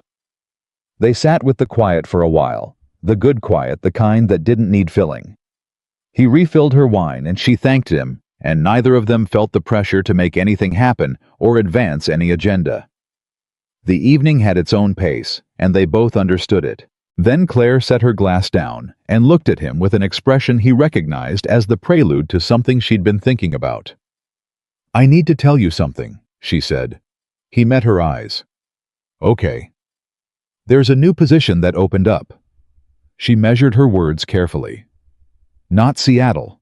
Here in Colorado, Denver General. Head of Emergency Services at the Northern Campus." She paused. "It's a better opportunity than Seattle was. More aligned with the work I actually want to do." I was still. "When did this open up?" 3 weeks ago. I've been sitting with it. And I want to apply." She held his gaze. "I want to be clear, I'm telling you this not asking permission. This is my career and my decision. But I'm telling you because it's the kind of thing you tell someone when they matter to you and you matter to me." She paused. "If I get it, it means longer hours for a period. More demands. It's not a smaller life."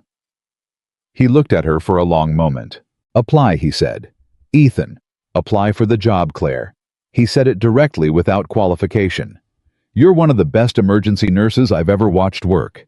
You should be running a department. You should have been running one a long time ago." He paused. "And I don't want you to make yourself smaller to fit into our life.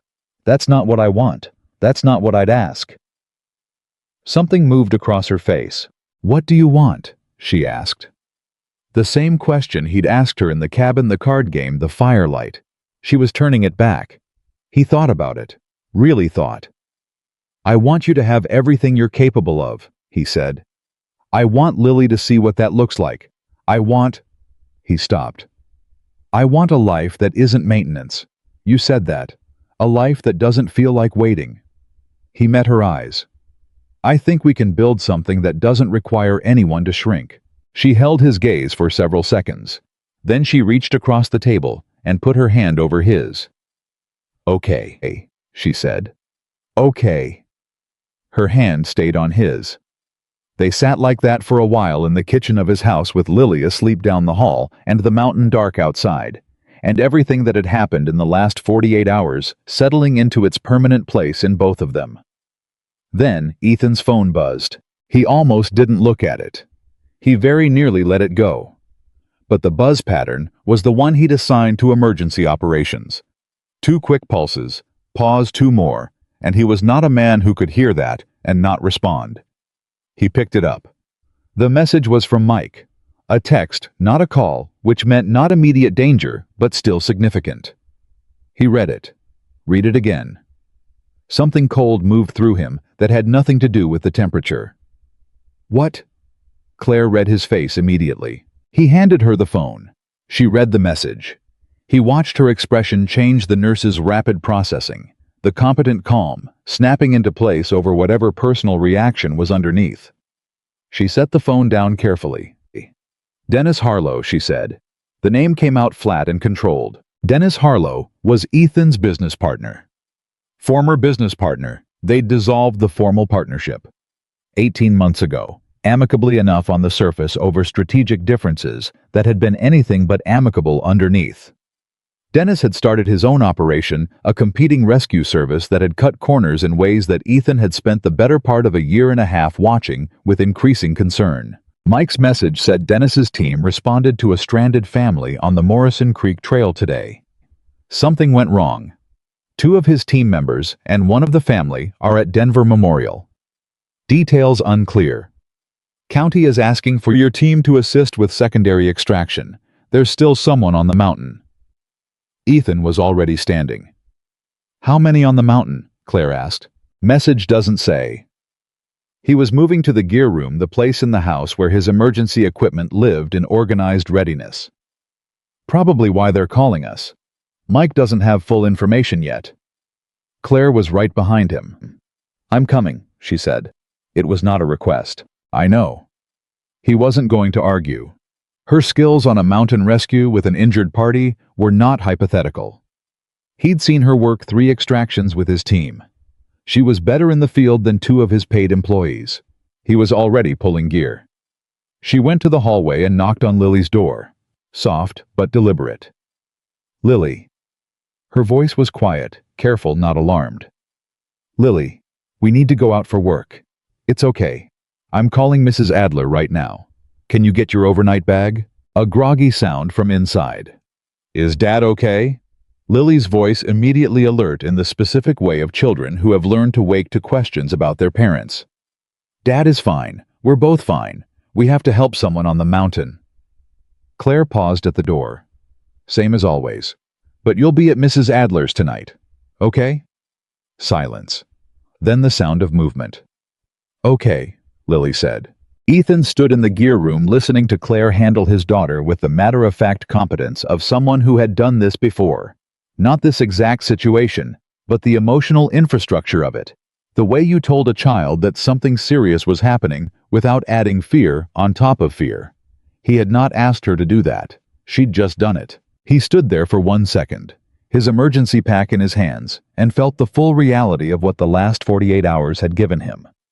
Not just the cabin and the cards and the letter and the recording, but this specific, ordinary, extraordinary moment.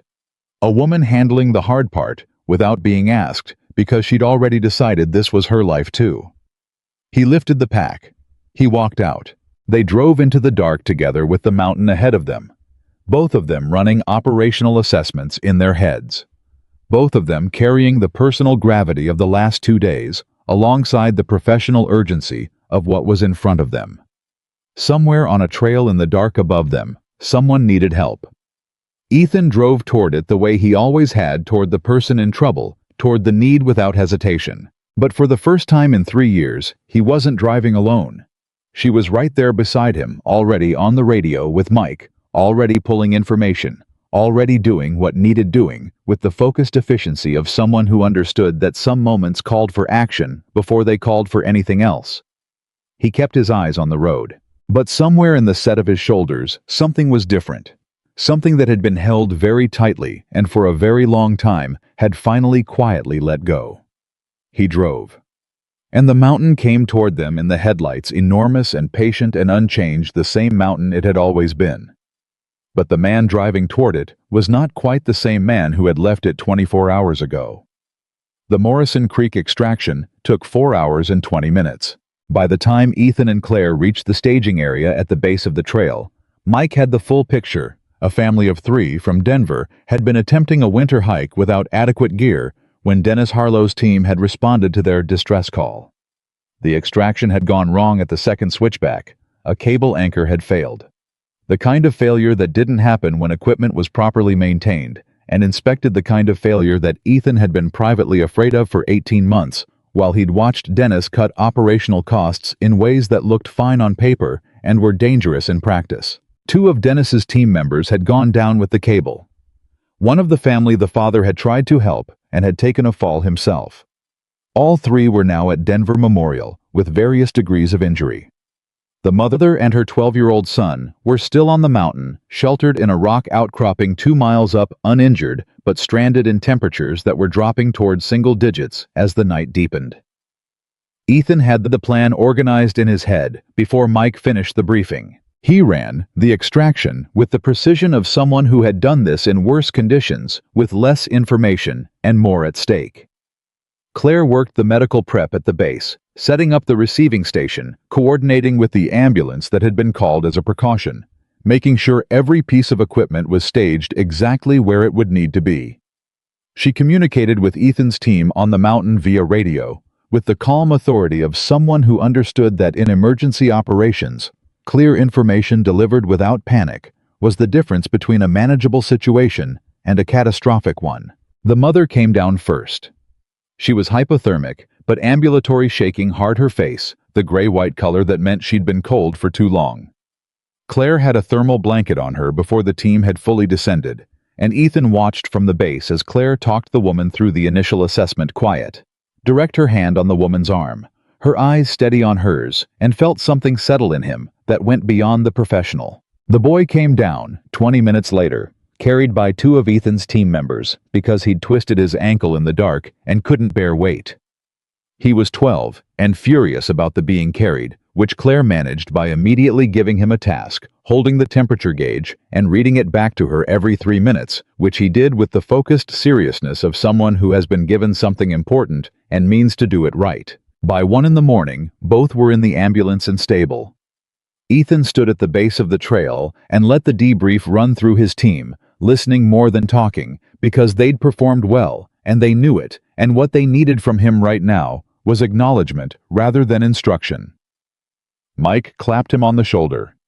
Clean extraction. Good team, Ethan said. Good leader. Mike looked at him for a moment. Dennis's operation is going to face serious questions after tonight. I know. County's going to want a full review. They may look at licensing. Mike paused. They're going to want your team positioned as the primary contractor going forward. Ethan felt the weight of that, not the business opportunity, but what had preceded it. A family on a mountain. A cable that shouldn't have failed. 2 of Dennis's team members in a hospital because someone had decided that proper equipment maintenance was an expense that could be trimmed. Set up the meeting, Ethan said. We'll do it right. Mike nodded and moved off. Claire appeared beside him. She'd finished with the ambulance handoff given the receiving team at Denver Memorial, a full verbal report over the phone, and was now standing next to him in the cold dark of the parking area, with her pack on her back and her hair escaping its ponytail, and her face carrying the specific kind of tired that came from sustained medical attention over several hours. Good work, he said. Standard, she said. Then she looked at him. The boy reminded me of someone. Who? You. She said it simply. Furious about needing help. Absolutely determined to be fine. He looked at her sideways. I'm not furious about needing help. You're better than you were, she said. Credit where it's due. They drove home at 2 in the morning. He dropped her at her car, which was still at his house. She got out, and he got out too, and they stood in the driveway in the cold, in the specific quiet of 2 in the morning when the world has gone entirely still. Get some sleep, he said. You first, she said. He looked at her in the dark. The driveway light was on the way. It was always on when he was out on a call at night, because Lily knew he came home to a lit house, even when she was somewhere else, because Rachel had started that habit, and he'd maintained it without discussion. I keep thinking about the cable, he said. Claire looked at him. She knew what he meant, not the mechanical failure, but the downstream of it. The family on the mountain, the domino of a single negligent decision. It didn't end the way it could have, she said. This time. Yes, this time. She held his gaze. And your team is the reason this time went the way it did. That matters. He stood there in his driveway at 2 in the morning and felt the last 20 hours settle into him, the drive up the mountain, the extraction, the ambulance, and underneath all of it, still present, still warm, the cabin and the letter and the recording, and Lily saying it's good with her gap-toothed smile. He reached out and tucked a loose strand of hair back from Claire's face. It was a small gesture, ordinary, the kind of thing that required no announcement. She went very still. Then she said quietly, "That's new." "Yeah," he said. She held his eyes for a moment. "Go inside," she said. "Sleep." He went inside. He slept. And in the morning when he woke, there was a text from Claire sent at 6:08, applied for the Denver position. Also, your daughter texted me at 5:47 to ask if I'd had breakfast. She's something else, Ethan. He read the text twice. Then he made coffee and sat at his kitchen table and smiled. Not the performed smile, not the one he assembled for other people's comfort, but the real one. The one that came from somewhere underneath everything he'd built to keep himself functional, and he let it stay on his face for as long as it wanted. 3 weeks passed. They were not uncomplicated weeks. The county review of Dennis Harlow's operation moved faster than anyone expected, driven by the documented equipment failures and the injuries to his team members. And Ethan found himself in 3 separate meetings with county officials and emergency services coordinators that each ran longer than planned and required the kind of careful, precise communication that was exhausting in a way that fieldwork never was. The contract renegotiation was significant. It was also necessary, and he pursued it with the same methodical attention he brought to every operational question. Dennis called once. Ethan took the call, listened to a version of events that reframed the equipment failure as an anomaly, and said with more patience than he felt that he hoped Dennis's team members recovered quickly, and that the county process would be what it needed to be. He hung up and spent 10 minutes in his gear room reorganizing equipment he'd already organized, which was what he did when a situation made him angry and he needed his hands occupied. Claire got a call back for the Denver general position. She came to dinner the night before the interview, and Lily made her wear a specific sweater, one that Lily had identified as a lucky sweater based on criteria she declined to fully explain, and quizzed her on practice interview questions with the relentlessness of a small person who had decided this mattered and was going to do her part. "Tell me your greatest weakness," Lily said, dead serious, reading from a list she'd found online. Claire, sitting across the kitchen table in the declared lucky sweater, kept a completely straight face. "I care too much." "That's not a real answer," Lily said. "I read that that's what everyone says." "You're right." Claire reconsidered. "My greatest weakness is that I have trouble asking for help, even when I need it." Lily looked at her, then at Ethan, then back at Claire. "Dad has the same weakness." "I know," Claire said. "You should help each other with it." Ethan, who had been leaning against the counter watching this exchange with something warm moving through his chest, said nothing. He did not trust himself to say anything useful. Claire got the job. She called Ethan first. Before her sister, before her closest hospital colleagues, before anyone else, she called Ethan, and he heard the barely contained excitement in her voice, and felt it in himself, the same quality of feeling like something in him had expanded to include her wins as fully as his own. "They offered it on the spot," she said, at the end of the interview. "I know," he said. "You know. I know what you're like in a room when you're sure of yourself. You were always going to get it." A pause. "I'm going to need to negotiate hours," she said. "For Lily. For us. I need you to know I'm going to do that. I'm not going to take a job that makes me disappear." "Don't negotiate on our account," he said. "Negotiate what the job requires. We'll figure out the rest." "Ethan." "Claire." His voice was firm and clear. "We'll figure out the rest. That's not something you need to manage in advance. Just take the job." She took the job. The logistics of the following 2 months were real and sometimes difficult in the ways that real life was difficult. Claire's transition period at the hospital required long days. Ethan restructured his operational schedule to make sure one of them was always available for Lily's school pickup. Her appointments, the ordinary daily machinery of a child's life that required an adult with margin. There were evenings when Claire arrived at the house at 9, and Lily was already asleep, and those evenings had their own quality. Quieter, the two of them at the kitchen table after the fact. Claire decompressing from a long shift, and Ethan listening the way he'd always listened, which was fully and without the impulse to fix things that didn't need fixing. There were evenings when it worked exactly as it was supposed to, when Claire made it for dinner, and Lily was at the table, and the three of them fell into the easy rhythm that had been building for months. Not forced, not performed, just the natural shape of three people who had decided they were each other's people. Lily called Claire by her name. She did not call her anything else, had not been encouraged to call her anything else, because Ethan had decided early on that the relationship was its own thing, and deserved its own language that they would find together, rather than importing from someone else's vocabulary. But one evening in February, Lily said something that stopped them both. She was doing homework at the kitchen table, geometry, the kind she complained about regularly and had enlisted Claire to help with on 3 separate occasions. Claire was beside her explaining something about angles, and Ethan was making dinner across the kitchen. Not part of the conversation, just present in the room, the way you were present in a room with people you loved. And Lily said without looking up from her paper to Claire, "Can you come to my spring concert?" Claire said, "Of course."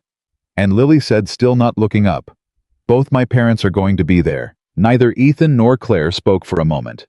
Lily kept working on her geometry. Then Claire said very carefully and very quietly, "I'd love to come to your spring concert, Lily." Lily nodded once satisfied and went back to the angles. Ethan turned back to the stove. He kept his face toward the pot. He was not prepared to have anyone see what was on his face in that moment. Both my parents. His daughter had said that. He'd told himself he wasn't going to rush anything, wasn't going to assign language before everyone was ready, and he'd meant it. But Lily had not been waiting for anyone else's readiness. Lily had reached her own conclusion on her own timeline with the particular certainty of a child who trusts what she knows. He stood at the stove for a full minute before he trusted himself to turn around. When he did, Claire was looking at him from across the kitchen. Her eyes were bright, that specific bright, the one she got when she was holding something back that was large. She raised her eyebrows slightly, the tiniest motion, asking a question that had no words. He answered with a small nod. "Yeah, I heard it too." She looked back at Lily's homework. She pointed at the next problem. Lily leaned in, and they worked through it together. And Ethan finished making dinner. In March, 6 months after the cabin, he took Claire back. He didn't tell her in advance where they were going. He just told her to dress warm and that they were driving into the mountains, and she'd given him a look that said she was deciding how much she trusted this, and then had dressed warm and gotten in the truck. Mike had his team for the day. Lily was at a sleepover. The mountain road had been cleared by county crews after a mild week, and the access route to the Henderson Ridge area was passable if you knew how to read the conditions, which they both did. He drove. She knew where they were going before he turned onto the final access road. He felt her understand. It felt the shift in her breathing, the way she went slightly more still beside him. "Ethan," she said. "I know. he said. Why? I thought about how to answer that. He'd thought about it for several weeks, actually, because he was not a man who did things without understanding his own reasons. Because I don't want it to just be something that happened to us, he said. I want to go back on purpose. I want to choose it. She was quiet for a moment. Okay, she said. The cabin was exactly as they'd left it. The County Emergency Services Unit had done a structural check after the storm, so the roof was confirmed sound and the door functioned properly. Someone had restocked the basic supplies, new canned goods in the cabinet, a fresh box of matches, a lantern with a full fuel reservoir. They built a fire. They sat on opposite sides of it, the way they had in October, with the deck of cards on the floor between them that Claire had brought without telling him she would, which he'd seen when she pulled it out of her pack, and felt something move through him that was recognition and warmth in equal measure. Same game, she asked. Different questions, he said. She shuffled the deck. She dealt. She looked at him across the fire. Tell me something you've never told anyone, she said. The same question he'd asked her 6 months ago in this same room at this same fire. He didn't hesitate. The night I wrote the letter, he said, I almost drove to your apartment instead.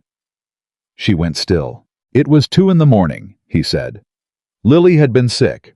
I was sitting at the kitchen table after she went back to sleep, and I had the letter in front of me, and I thought I could just go. I could drive over there and knock on her door and say it out loud. He looked at the fire. I talked myself out of it. What stopped you? Fear, he said. The same word she'd used 6 months ago to this same question. That saying it would change the shape of everything, and I wasn't ready to deal with what came after. She looked at him for a long moment. I was awake that night, she said quietly. 2 a.m. I couldn't sleep. She paused. I didn't know why at the time. He felt that land. 2 people awake at 2 a.m. One of them almost moving toward the other. One of them lying awake without knowing why. The same night. The same hour. We wasted a lot of time, he said. We were getting ready, she said. That's different. He held her gaze. Your turn, she said. He flipped a card. He looked at it. He put it down. Are you happy? He asked. Not as a social question, as a real one, the realest one he knew. Claire looked at him across the fire in the same cabin where 6 months ago they'd said the truest things they'd ever said to each other. She was wearing the same green fleece from that first day. Her hair was back in the same ponytail. And she looked at him with the direct, uncomplicated honesty that was the most Claire Morgan thing about her. The thing he'd been falling in love with, he understood now for longer than he'd admitted. Yes, she said, simply, completely. He nodded. Me too, he said. They sat with the fire for another hour. The cards mostly forgotten between them, talking the way they'd talked in October, but without the same weight, without the same accumulated pressure of things unsaid. The words moved easily now. Some serious, some not. She made him laugh twice in quick succession with a story about her first week as department head, involving a broken elevator and a very determined orderly, and he laughed, the real kind of laugh, the full body kind, that he'd almost forgotten existed. She told him about the journal she'd started. Not a public thing, private hand, written the same impulse as the recording from 8 months ago. The need to put things into language so she could understand them properly. She'd been writing about the cabin. About what? It had shaken loose in her, about what it meant to stop waiting for the right conditions and start choosing the actual conditions in front of you. You should write it for other people, he said. She looked at him. The journal, the story, what happened, what it was like to sit in this cabin with the wrong things between us and finally say the right things. He held her gaze. There are people who need to hear that. People who are carrying letters they haven't delivered. She was quiet. You think people would read it? I think people would recognize themselves in it, he said. That's different from reading something. That's needing something. She looked at the fire. You'd be comfortable with that, she asked. It's your story too. Tell it, he said. Tell all of it. She looked at him for a long moment. Then she nodded. 3 months later, Claire published the piece. Not a book, not yet. Just a long-form essay on a platform where people shared real stories, personal accounts, the kind of writing that lived in the space between journalism and memoir. She called it the cabin where we finally stopped lying, and she told it straight the way she did everything without softening the parts that were hard or over-explaining the parts that were quiet. It went places neither of them expected. By the end of the first week, it had been shared tens of thousands of times. By the end of the second week, she had emails from people she'd never met, from men who said they recognized Ethan's years of careful numbness, from women who recognized their own silences, from people who had lost partners and were afraid to want anything again, from people who were carrying letters they had never delivered and were wondering if it was too late. One email came from a man in his 60s, a widower in Montana, who wrote, "I've been carrying something I was afraid to say to someone for 4 years. I read your story, and I called her that night. I just wanted you to know." Claire read that email to Ethan at the kitchen table, and his expression when she finished reading was the one she'd come to understand as the one beneath all his other expressions, the one that was his actual face, unmanaged and present. "Good," he said. "Just that." But the way he said it meant something larger. Ethan built the foundation in April. He'd been turning the idea over since winter, and the Morrison Creek situation had clarified the need in a way that made waiting feel irresponsible. A nonprofit connected to the rescue business, but separate from it, focused on single parents in crisis situations, emergency childcare financial assistance, logistical support for families where the primary parent was also the only parent and therefore had no structural margin for anything going wrong. He named it after the month Rachel died. October. Short enough to say, easily specific enough to mean something. The county announcement came at a press briefing in late April. A journalist asked him at the end of the official portion what had inspired the foundation. He thought about the various polished answers he could give. He said, "I spent 3 years doing everything alone because I thought that was what strength looked like. And I eventually learned that asking for help isn't the opposite of strength. It's the practice of it." He paused. "I had help learning that. I want other people to have the same." The journalist asked, "Who helped you?" He looked to the side of the room where Claire was standing against the wall with her arms folded and her expression doing the complicated thing it did when she was moved and was deciding not to show it. "Someone who was patient enough to wait for me to be ready," he said. She looked at him from across the room. The journalist moved to the next question. In May, he asked Lily what she thought about the future. Not in abstract terms specifically about what she thought about Claire being more fully part of their life in a formal sense. He'd been thinking about it for weeks, turning it over, checking it against every responsible consideration he could identify. Lily listened to him explain it. Then she said, "Dad." "Yeah. I already told you. Third door on the left has the best window." He looked at his daughter. "She told me you said that," he said. "I know she did." Lily was completely unruffled. I said it because I meant it. Can we have pancakes?" He made pancakes. In June, 9 months after the storm, Ethan and Claire and Lily drove back to the Henderson Ridge cabin together. Not for a rescue, not for an emergency. Because Lily had asked to see the place her dad always talked about, the cabin where things changed, and neither of them had been able to find a reason to say no. Lily walked through the door first. She stood in the middle of the small space and turned slowly, taking inventory. The way she did with every new place. Thorough, deliberate, forming her own assessment before anyone else's could influence it. "This is small," she said. "It is," Ethan agreed. "But it's good," she said. "I can feel it. It's a good small." Claire caught his eye over Lily's head. He held her gaze for a moment, and there was in that moment the full weight of everything that had led to this specific point. The storm and the trail collapse, and the letter, and the recording, and the card game, and the fire burning down, and her voice saying, "Hold me, I'm freezing," and not only talking about the cold, all of it. Present simultaneously, in the 3 seconds that they looked at each other across a small cabin, while his daughter turned slowly in the center of it, and called it a good small. He walked to the cabin's logbook. He picked up the pen on the shelf beside it. He opened to Claire's entry from 9 months ago, the one that said, "Found what we were looking for." He wrote underneath it, "Came back to show our daughter. Still true." He closed the book. Lily had found the old army blanket in the corner and was examining it with great seriousness. Claire was crouched beside her, explaining what it had been used for. Her voice warm and patient, her hand resting on Lily's back with the ease of something that had always been there.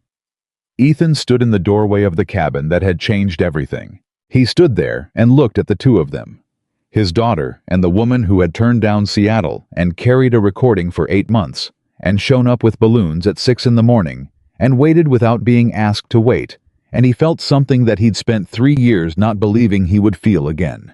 Not maintenance, not the steady management of a life that had to be held together. Something alive and present and entirely real. The kind of thing that didn't ask for permission and didn't arrive on schedule and couldn't be planned for and couldn't be lost once it had been found in the right way. His daughter looked up at him from across the cabin. "Dad," she said, "come inside. You're letting the cold in." He stepped inside. He closed the door behind him. And the three of them were in the cabin together with the cold locked outside and everything that mattered locked in. And for the first time in a very long time, Ethan Walker was exactly where he was supposed to be, with exactly the people he was supposed to be with, and there was not a single